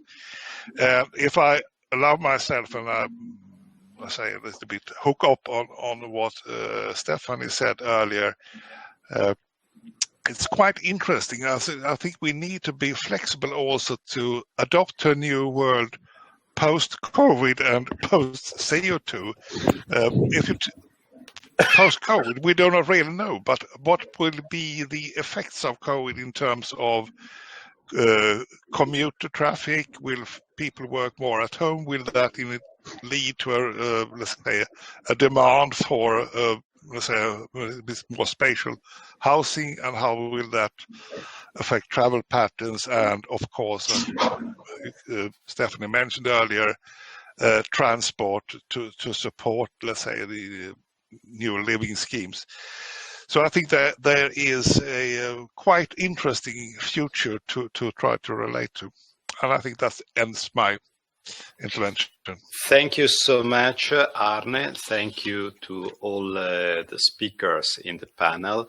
We have now I would have liked to have you invited in for a coffee, but is not possible. I invite you for a coffee home or in your office, and be back in 10 minutes time in order to have the second fantastic panel on the future. See you in 10 minutes time. Welcome back to the webinar. I hope you had the opportunity of a good coffee. And we have now the second panel. The second panel is about future priorities for traffic management and safety in Europe. We have contributions from Mario Nobile. He is General Manager of the Italian Ministry of Sustainable Infrastructure and Mobility. His career in the public administration sector has led him to hold various management positions in the field of planning and territorial planning and information services. And he is graduated as civil engineer and holds a PhD in transport engineering. He was a lecturer at Alma Mater Faculty of Architecture, University in Bologna. And since 2018, he is the head of the National Technical Board for smart roads and for connected vehicles and automatic driving. I am so thankful to Vito Mauro because Mario Nobile is not able to be with us, but he answered two of our questions. And Vito will continue the debate, taking over on the shoes of Mario. And Vito Mauro is currently member of the National Italian Board on Smart Roads. He's senior consultant on intelligent transportation system. He was full professor of system modeling and identification and optimization methods at Politecnico of Torino. And he was the founder of and CEO of Mizzar Automazione, nowadays Swarco Mizzar. And then we have Jan Willem Tirolf, who is the principal advisor for ITS at National Road Authority, Rijkswaterstaat. At the national level, he is a strategic advisor for policy and for implementation. He was the national Dutch representative in a number of EC committees and working groups, chairman of the European platforms, Frame Forum and Stockholm Group. Malika Seddi is the ASECAP, and then we have two very important associations for the field. The first one is related to road infrastructure operator. Malika Seddi is General Secretary and CEO, and she was of ASECAP. She was Director of International Affairs and Customer Services at ASFA, the French Association of Motorway Operators, and she was involved in METIS and in Arc Atlantic. She was involved in the IBTTA, the Worldwide Association for Toll Road Operators. If I do not remember badly, she was vice president or so, or president, I don't know, don't remember. And PIARC, and she's working in Nertico, and PIARC representing us, she represented ASFA members' interest. And we have Johanna Zanidaki from Ertico ITS Europe. She is Director of Innovation and Deployment at Ertico ITS Europe. Experienced policy professional with demonstrated history of working on innovation and through leadership in information technologies and service industry. She is skilled in European and government affairs, strong operation in professional with a PhD and LLM focus in European law. So we have a fantastic panel to discuss on the future. And then I posed 2 questions to Mario Nobile. And the 2 questions are, Mario, the Italian Ministry of Transport recently changed its name in Ministry of Sustainable Infrastructure and Mobility. Is this an opportunity for your directorate to contribute even more to common European policies, such as the European Green Deal, digital strategy, etc.? And the second question is, Mario, how do you see the future of road-based services, and how do you expect the future of traffic management? New low-hanging fruits appear at the ecosystem, digital twins of roads, and the integration of databases concerning infrastructure. I mentioned to him the Italian INOP, floating car data, and new sources of data. He is also the coordinator, the ministry is the coordinator of the project. And then what is the new priority that you suggest to European roads? So he prepared this video that I asked the director of SIN to launch, but you will see he answered even more than what I asked. Please go on with the video. Thank you so much for having me here at the webinar of European ITS platform. Thank you for inviting me to speak. Roberto, your first question is about name change. Yes, the Italian ministry recently changed its name in Ministry of Sustainable Infrastructures and Mobility. This is an opportunity, not a formal issue. The United Nations have taken action with their 2030 agenda, comprising 17 goals for sustainable development, while the European Green Deal has raised the bar even higher. The system is moving, but there are certain key challenges and cross-cutting issues that do not have a unique solution. Environmental pollution, for example, which affects the health of the planet and of us humans, but also fairness and economic sustainability. Before COVID-19, we have dealt with several problems. How can we motivate more people to switch from private to public transport? And how important is electric mobility to achieve better climate protection and sustainability? And so on. Technology's biggest challenge today is to develop solutions capable of producing multiple benefits. Solving one problem at a time is no longer enough. Sustainability is and will always be a compromise. Converging on solutions to plan sustainable infrastructures and mobility is our key word for the future: convergence. About your second question, yes, we see several ripe fruits. Transportation is a complex sector with numerous systems: road, rail, air, water. Many have a physical asset connected to a digital twin, and these digital twins can be connected together. If you had the digital twin of a train link connecting to other transport systems, this could share information about potential issues with the rail system in a certain area. For example, whether it creates a busier road system nearby. That issue could be recognized and avoided. Imagine what would happen if the build asset industry operated in the same way, connecting to waste, water, transport, energy, or our green spaces.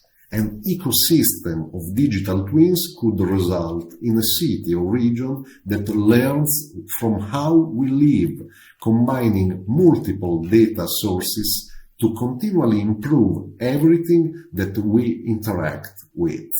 The expansion, enhancement, or regeneration of that city would be determined based on the data captured and analyzed by the ecosystem of digital twins, enabling it to continually improve and adapt to the needs of its citizens. Adopting a digital twin ecosystem approach now will enable society to make the necessary shift to more sustainable operations, making us better equipped to meet the United Nations Sustainable Development Goals. I leave the floor to Professor Vito Mauro, member of the Italian Committee for Smart Roads.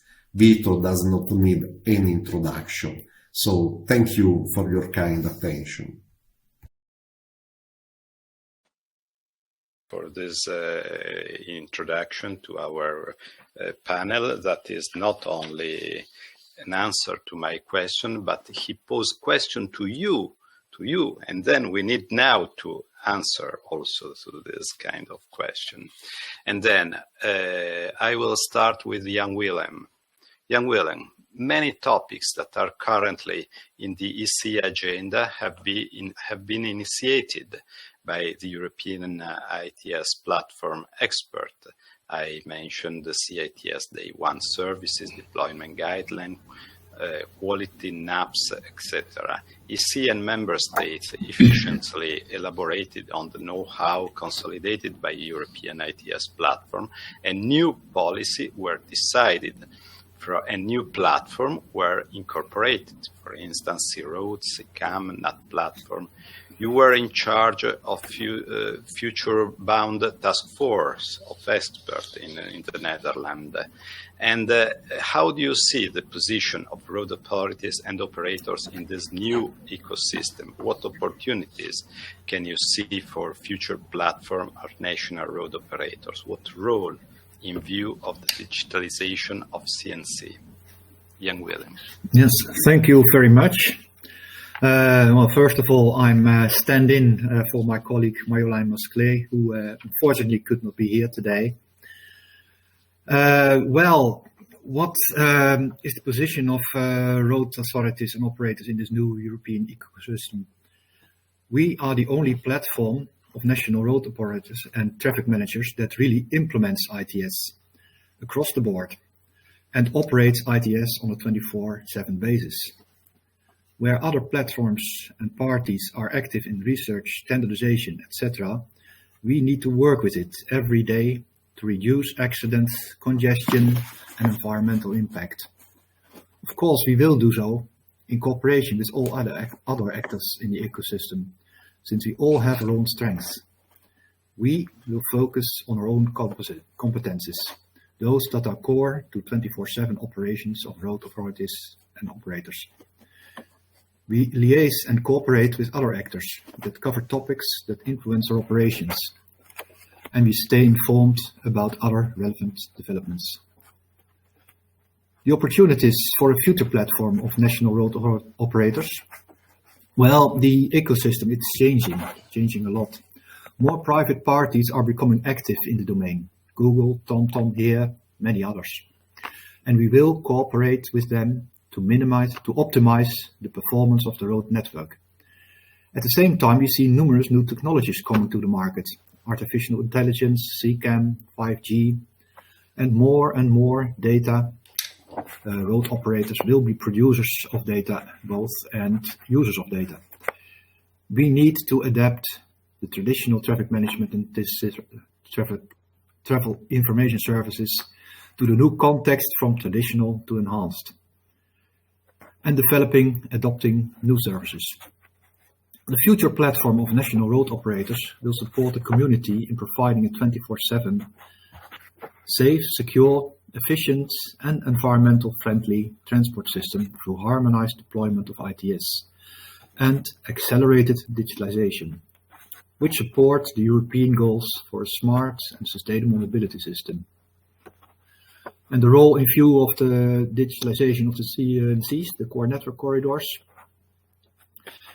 Core network corridors have until now been mainly focusing on the extension of the physical infrastructure. So far, less attention has been paid to the digital infrastructure, and mainly on a case-to-case basis, not integrated. In the new CEF program, a significant amount of the budget will be reserved for digitalization. We can support the CNCs through harmonized deployment of ITS and accelerate digitalization. We can build on our experience of implementing ITS, an experience of over more than 20 years, starting with Euro-regional projects, then EUEIP, and now the European ITS platform. Thank you so much, Jan Willem. I am aware that Marjolijn is experiencing in her family a terrible period. I hope that you can take, and I think in the name of the whole community, a word of hope and solidarity to her. And then I pass to the word to Malika. And Malika, from your point of view, how can the priority expressed by Jan Willem match the real needs of ASECAP and CEDAR, that are the key stakeholders of the European ITS platform? Thank you, Roberto, and good morning, everyone. And once again, thank you for inviting me to be part of this panel. I will echo some point that has been highlighted by Jan Willem, and by recalling first what are the role of road operators, and what are our responsibilities. It's always important to put into perspective these two aspects. What are the social contracts that we have? And it has to be recalled that first we have to provide safe mobility, and road safety is is the first priority of road operators. We have to provide congestion-free traffic, so to reach, let's say, carbon congestion-free traffic, and that are also aligned with the objective of the European Commission, and also global, let's say, objective that has been also recalled by Mr. Nobile. So Vision Zero for road traffic, carbon-free by 2015. This is also the target that we are now putting high in our agenda as road operators. As recalled quietly by Jan Willem, our main task is to operate and manage the road network 24 hours a day with no interruption. We also have to manage accidents, incidents, critical situation, and also our objective is always to reduce response time, and also to really increase the alert systems. So for more than 20 years, the road operators have been very much involved in ITS deployment through programs. It has been recalled by Pier Paolo in the beginning of his speech. And thanks to the European Commission fundings, it has allowed really to federate a whole community of road operators in order to develop harmonized ITS system European-wide, so to provide, let's say, equal access to mobility services or traffic information services first, and also good, let's say, services, cross-border services, which means that cooperations between operators is also a critical point in exchanging data. We also have to improve performance of the network. This is also part of the mission that we have. And today we have new challenges. And the challenges is also to, let's say, increase the capacity of the road infrastructure. We cannot continue to build additional road infrastructure simply because there's no room for that. So we have really to optimize the existing infrastructure. We also have critical problems in urban area, which is also where there's, let's say, the nodes of congestions, because population is growing, cities are also growing. So clearly time of commuting, congestions, air pollutions. This is also the point that are also important to target. Fostered by digitalizations, we also have new mobility needs that are emerging and which are also asking for new services. So it has been also mentioned several times, the society is changing and we are now a new way of consuming, just simply consuming mobility services. So we are lucky to have carpooling, car sharing, and multimodality is also high in the agenda of road operators. We also have now to really concretely develop autonomous transport, electromobility. So also clean, let's say, energy. This is also something that we have high in our agenda. Everything to comply with the climate change objectives. So virtuous mobility, this is also what we now have in our agenda. And as it has been recalled, thanks to CITS, for instance, a deployment allowing to have a bidirectional exchange between of information between operators, and with all the additional data that are now also available thanks to digitalization, this is things that will allow us, and that has already started to allow us to enhance our traffic management system. So we definitely will have to continue on that direction. It means, and it has also been mentioned several times, we need to interact and have interfaces with different stakeholders in the mobility chain, and this and we will need to federate a win-win, let's say, partnership with all the different actors. And the platform could be an ideal place where we can also still exchange experience and also develop new framework. Thank you so much, Malika.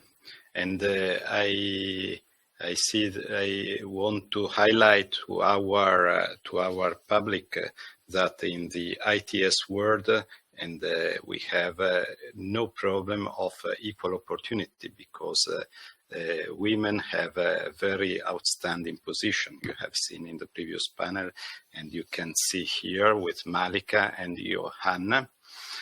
And I'm asking to Johanna, what should the role of the industrial and private stakeholders when cooperating with road authorities and operators in these developments? What are the key innovations that you see in the field of traffic management, and what are the impacts on traffic information services according to your opinion, Johanna? Thank you, Roberto, and it's a pleasure being in this very excellent panel. A very good discussion this morning. I'm in good company, and I love talking about traffic management, as we all know. So the role you mentioned, the industrial and the private stakeholders, and for us it's one category, the private and the public sector. So the public-private cooperation, we see it as the basis of everything we do. And I have two hats. The one is ERTICO ITS Europe, and the other one is the one that I have when I'm chairing the TM 2.0 innovation platform of ERTICO on interactive traffic management. And this innovation platform has been set in 2014. And now we have 42 members there, ERTICO and non-ERTICO partners as well, from both the public and the private sector. So we are actually doing that. We are discussing about this. I mean, 22 out of the 42 partners in TM 2.0 are public authorities, ministries, regions, and cities. So it is, as Malika was saying, it is a win-win, but it is a win-win-win for us, because the third win is for the user. And it's very important when you go into cooperation to find a win for you. Otherwise, you are not cooperating. What is the role? The role is supporting, contributing, and partnering.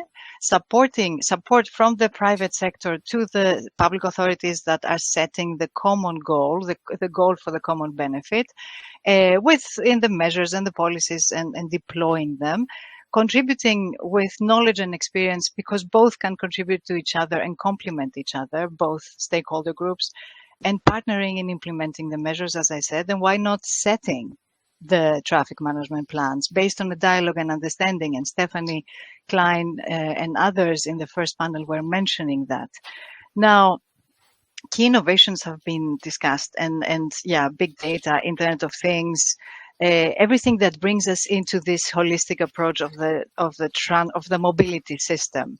So what brings us to the Internet of Mobility, as we call it in Ertico?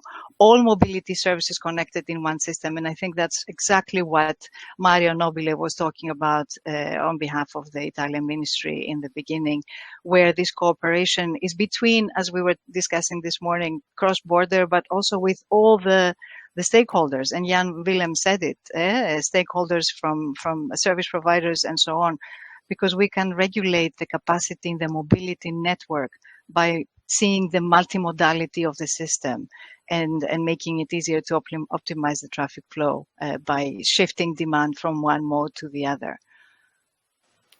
Thank you. Thank you so much, Johanna.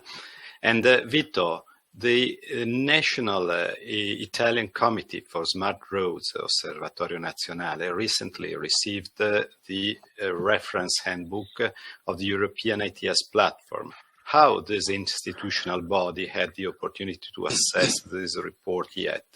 Do you think that any of the European best practice from this book could underpin the future reflection of the National Italian Committee? Hi, Roberto. Let me start saying that it's a pleasure to be here with you and other old-time friends. And now coming to the answer, yes, we have received, seen, and appreciated your reference handbook. And we really think that when I say we, is the Italian Osservatorio that you mentioned. We really think that documents like that could be of great help in our work. Indeed, as you know, in Italy, there is a regulation which has been set up 3 years ago for the primary network, the so-called Smart Road Decree, which gives the functional specs for ITS on the primary road network. Well, our specs and the reference handbook are, in my view, rather complementary. As an example, the handbook helps road operators in the deployment and non-contradictory, which is a good step. And more, there is more. We, Osservatorio, must, by mandate, update the specs and expand the scope in cooperation with the stakeholders and in the near future. Well, the reference handbook will be of great help in this updating process, together with the other results of your work. Thanks. Thank you, Vito. Hello, somebody. Hello. Thank you. Johanna, you have been actively developing future concepts from traffic management. You mentioned partly already. What would you see as a priority based on your own experience and expertise, also taking into account the role of the different stakeholders? Yeah, well, the future concept is what we are discussing at the TM 2.0 platform, going from the TM 2.0, the traffic management, into the mobility network management. Because we see this concept of mobility as a service, the MaaS, very important in helping us regulate this capacity in all the mobility network, that we see it in a holistic way. In order to do that, though, we need to have an understanding and a dialogue among the stakeholders, and Malika was mentioning it as well, and all the speakers. We are discussing about a transformation or evolution of how things are and new roles. So this understanding is going to help us cooperate within the system, because automation is coming. We have to find a way to cooperate before this is imposed on us. And as in every system, the pieces of the puzzle need to have a perfect alignment, never at the expense of safety, I have to say. So cooperation, understanding, dialogue, trust is also very important in this future concept of cooperation. Trust that the stakeholders, behave accordingly and as agreed, and the others are not, so there's a level playing field. The others are not going in another direction. So not only TomTom is going to follow what is agreed with the public authorities and the stakeholders, but also INRIX and Waze and B-Mobile and so on. And we are lucky to have many of these stakeholders in the TM 2.0 platform. Of course, it's very difficult to find this perfect alignment and working relationship. So you need an initiative, you need good contractual agreements that are giving you this win-win-win that I was saying. Finally, we have to be user-centric. Because the users don't care anymore about whose responsibility it is. They want to go from A to B in a seamless way. And that is what we have to be looking at the backstage, because we are all traffic professionals at the backstage working for efficiency, safety, and environmental goals as well. Thank you so much. You tackled a very sensitive and very difficult subject to handle, that is the change of roles, because technology is a role changer, and then role changer, you need to change the organization. That is not an easy task, and then this is an effort that is needed by the many of us. Malika, what are the contributions that European authorities can expect from operators, from us, the operators of the TEN-T roads?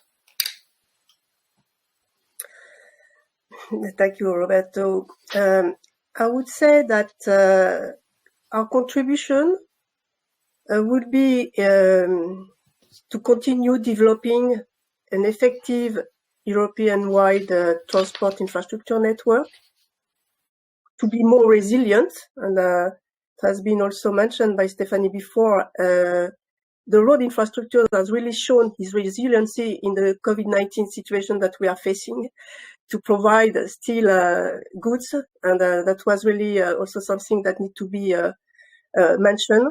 So, network to be more resilient, efficient, effective.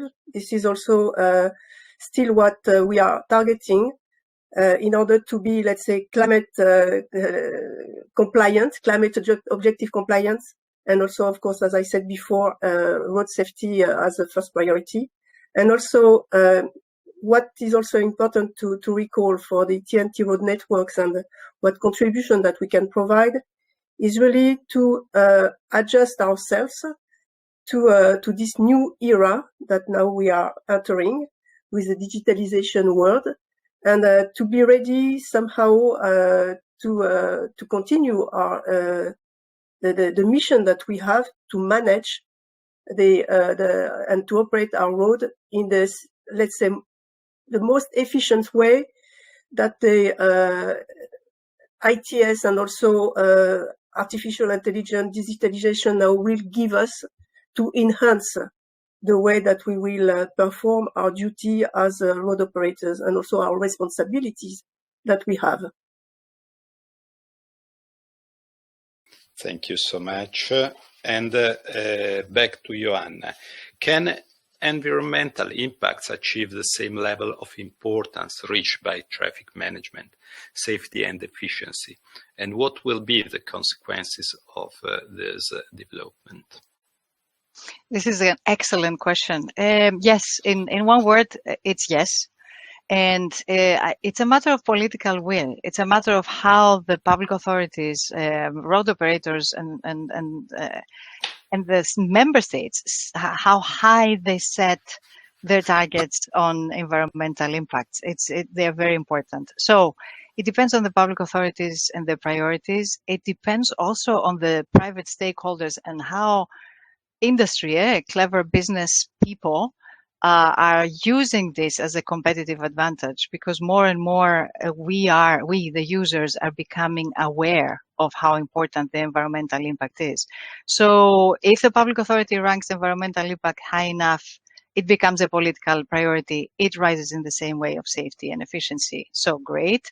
If the private stakeholders use it in this clever way and offer the option of eco routing or eco driving and what have you, then this also starts ranking in this competition of the private sector.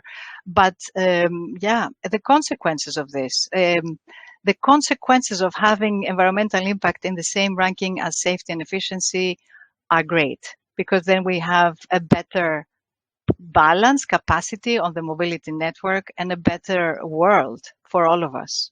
As simple as that.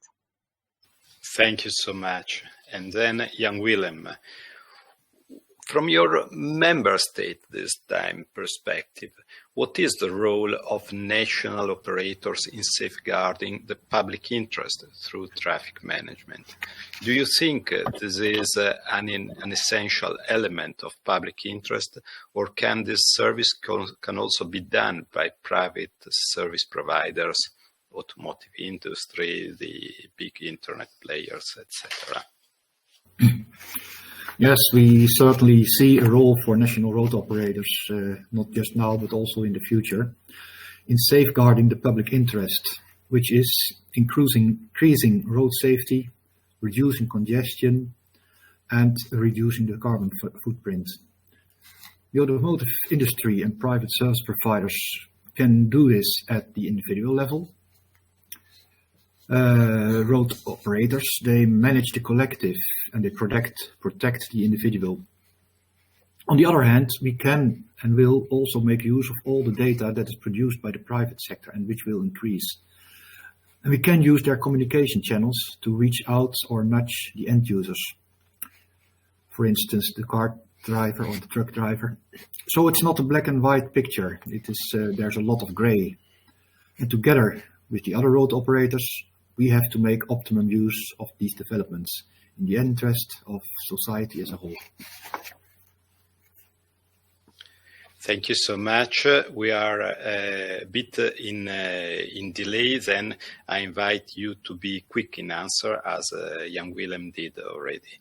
And then I have a question to Vito. What can you envisage on future policy initiative at EU level affecting ITS, data use of sharing, and ITS deployment and uptake? To make clear, the policy initiative that I'm thinking of can include the data regulation, European funds of the deployment, coordination of cross-border initiative, definition of sustainability, KPI and goals, industry standards. On the regulation, I think to understand that you are supportive of renewed attention for delegate act on connected vehicle.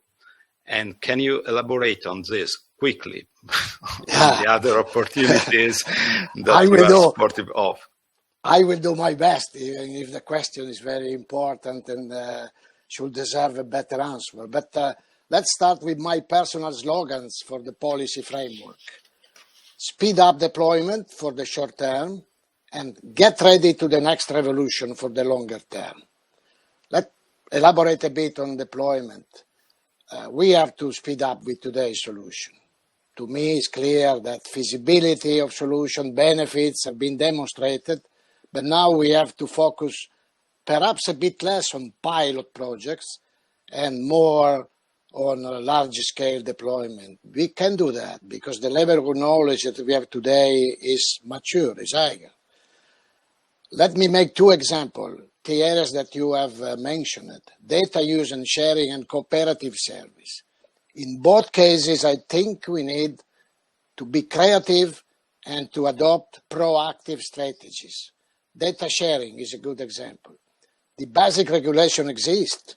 The national access point, the networks, the multimodal information, over the regulation for the logistic and the freight transportation are there. But still we need to do more. We have to find creative solutions in order to ensure that dynamic data are really shared securely and fairly and are ready to be used for the new service. It has already been mentioned in many of your interventions. I'm happy to see that I have a similar idea. MI, mobility as a service, the new paradigm needs an efficient way of sharing information, ticketing, payment, and service. If we come to cooperative service, I have a question to you. We want them now, tomorrow, or never? If we would say tomorrow, then we are at risk. Further delays could be detrimental. When something is mature and does not take place, then it's dead. We could continue to wait for the wonderful world assured by future technology and never come into deployment. But on the contrary, if time is now, as I hope, and as the Italian decree states, because makes mandatory the level, the day 1 and day 1.5, then we have to come to a sort of agreement involving interested parties, car makers, road operators, telecom operators, industry, and new service operators. At least we have to start again an effort in this direction. Then, few words on the longer term. My slogan will be, get ready to next revolution.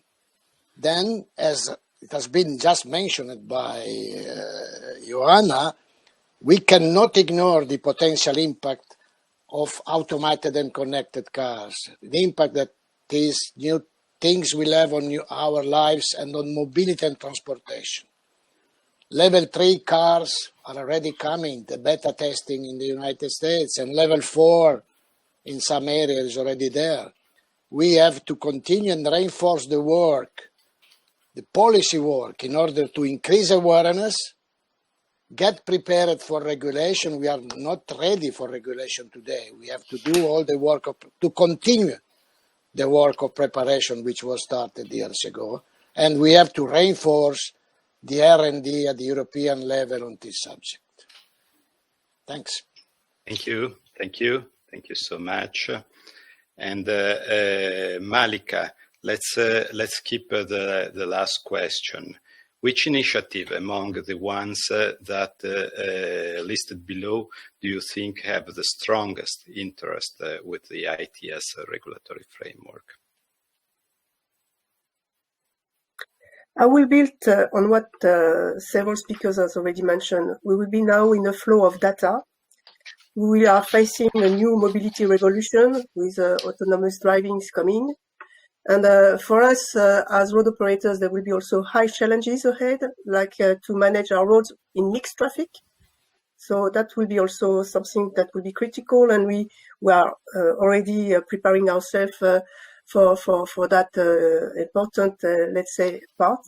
And I would say that from my perspective, ITS regulatory framework should continue to integrate, let's say, the digitalization part that is now on the way. It has started and it is on the way to really be deployed. And really also what I think the ITS regulatory framework should also continue foster and prepare, let's say, encourage large-scale testing deployment of the new mobility option that we have mentioned. So let's say to prepare the road infrastructure, but also to be in relation with other modes of transport. So that has to be organized. And it means that we will have also to somehow develop and define a new mobility models that will require organizational, let's say, definition and also sharing of responsibilities of the different stakeholders. So I think this is also something that need to be including now in the thought and the reflection for the future.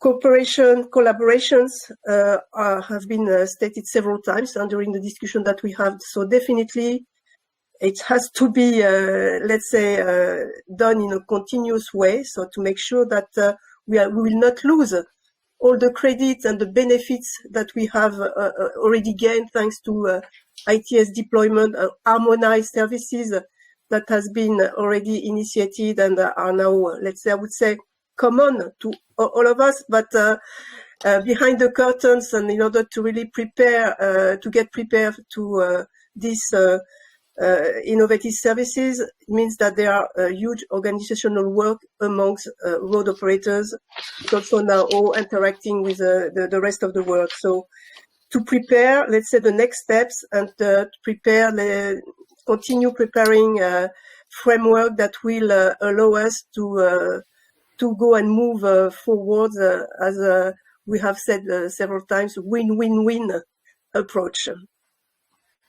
Thank you so much, Malika. Thank you to all of you for this very, very interesting panel. We are a bit in delay, and then I will ask the director, please, to switch on Christian Hedberg in order to start on the conclusion. A fantastic panel that will be useful for many other future actions. Thank you so much.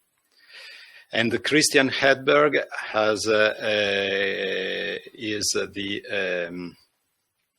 has been the head of land transport unit within DG Mobility and Transport. He has enjoyed extensive and varied experience in the European Commission. His previous roles include the head of unit, relation with the former Yugoslav Republic of Macedonia, DG Enlargement, deputy head of cabinet of the Commissioner Kuneva, Consumer Policy, members of the Cabinet of the Commission Rehn and Cabinet Liikanen, Enterprise Policy and Information Society. Among other, Christian Hedberg, European Commission, is our new head of unit. Please draw the conclusion of this meeting, please, and thank you to be here with us. Well, many thanks for that kind introduction. Also, many thanks to the organizers, Roberto, for inviting the European Commission to this timely event. I think it was very interesting to listen to the exchanges today. I'm joined on the call with my colleague Eduardo Felice, and we have very carefully noted down all the relevant contributions. I think the day started off with a perfect scene setting by Professor Secchi, and very appropriately concluded or ended with a sense of urgency injected by Vito Mauro. So it has been a very rich and varied debate, for which many thanks.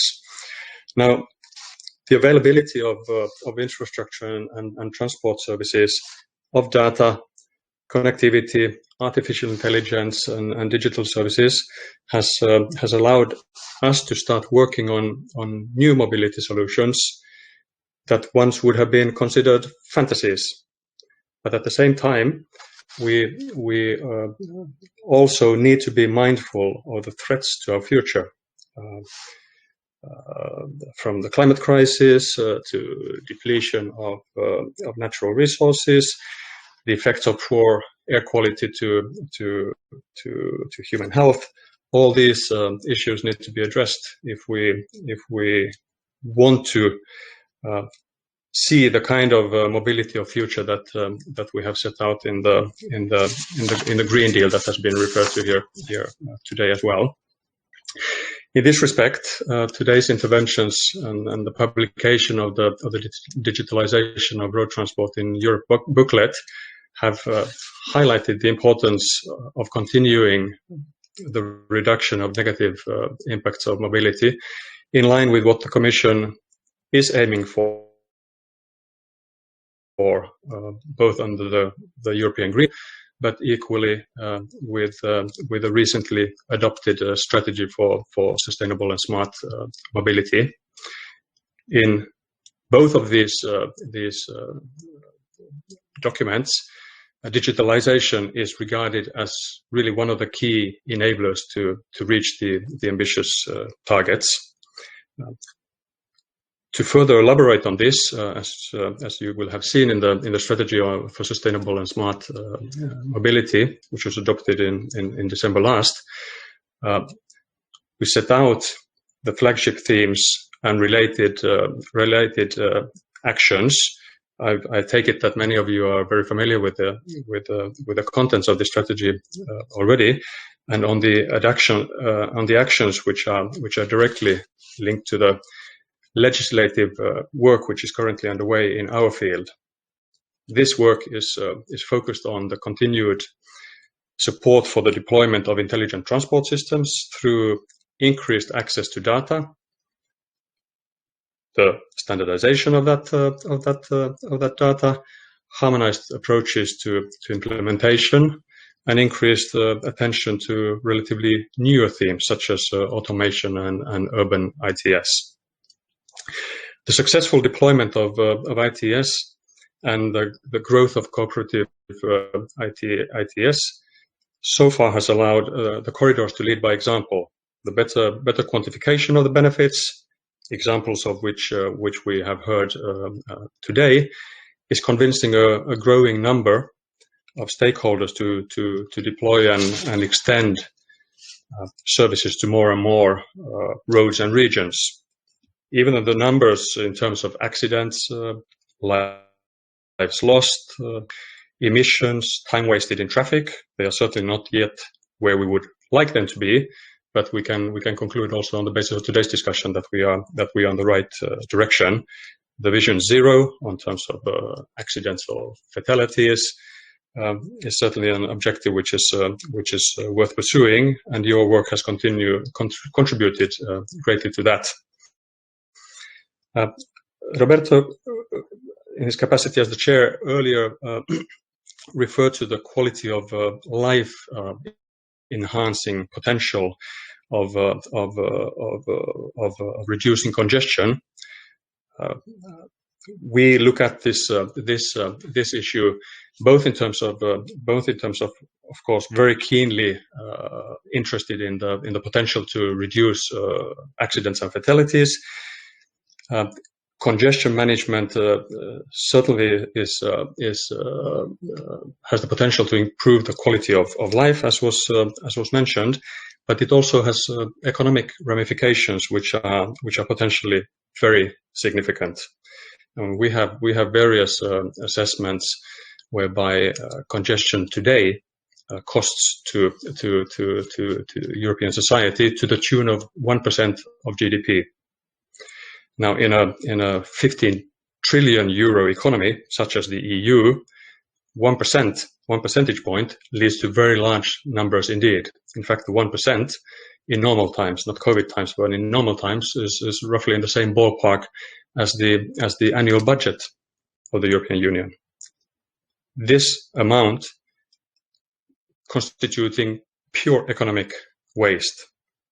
And of course, the 1% figure is for Europe at large. In the more central, dense regions in Europe, the cost can go much higher and approach 2 percentage points.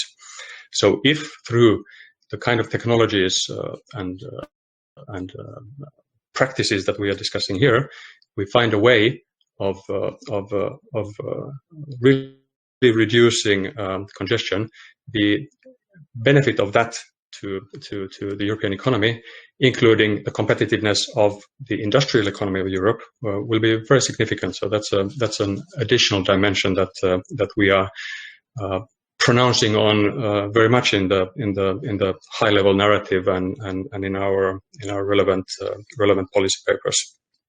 Now, as you will have heard through the interactions in the EU EIP webinars and expert groups, we are looking to enable these benefits outside of the corridors as well. So we are through the revision of the ITS directive and the delegated regulations under it on real-time traffic information services and on multimodal travel information services, looking at broadening the scope of the activities. Real-time traffic information will be key enabling enhanced traffic management and mobility management functionalities, which more and more stakeholders are now looking at with increased interest. This will require not only new technologies but also new approaches, allowing the transformation of the mobility sector to contribute to the Green Deal objectives that we have referred to. And that is why, together with the member states, we are looking to add new data types and extend, as I mentioned, the geographical scope of the relevant delegated regulation on real-time traffic information services. Digitalization must also play a part in fostering multimodality, allowing safer, more sustainable and efficient travel based on real-time information. Access to transportation services needs to be possible in a digital and non-discriminatory manner to allow new mobility services to grow successfully. In support of this, we are working to foster dialogue among stakeholders on multimodal travel information services and digital payment systems. And these are included in the revision of the relevant delegated regulation. I should also mention in this context the European Strategy for Data, which the Commission pushed published a little bit over a year ago. In this strategy, the concept of a common European mobility data space was created. Its aim is to help us to tear down the virtual barriers between industries and authorities at different levels, from national to regional to local, and between sectors, thereby building on the establishment of trustful relationships and secure data sharing environments. Chair, I'm very conscious of the passing of time, so let me just come to a conclusion. I mean, more and more transport modes are becoming connected, interacting with their environments and offering support to the passengers. We are continuing to contribute to make sure this is coordinated and incentivized through the Connecting Europe facility and the various projects, platforms, partnerships that have been set up in the different modal sectors. So with that, I would like to thank both the organizers, but all the participants for today's session, which I found enlightening and very rich in substance and content, which is useful in order to feed our reflections and continued policy development. With that, I wish you very good continuation of your work and look forward to interacting with you in the months, but also in the years to come. Thank you, Chair. Thank you so much for this fantastic conclusion. I like your approach when you say that the waste is the first target if we want make Europe a modern and efficient continent. This is an approach that I like especially. Well, just conclusion are drawn, and then now only practical information. We will send you through the newsletter to those who subscribe the newsletter the book that we discussed today, and those that are not did not subscribe the newsletter can download from the European ITS platform website. Moreover, the European ITS platform decided that at least 3 additional webinars will be organized, and I hope that all of you could be with us with the coming events. Thank you so much, and goodbye.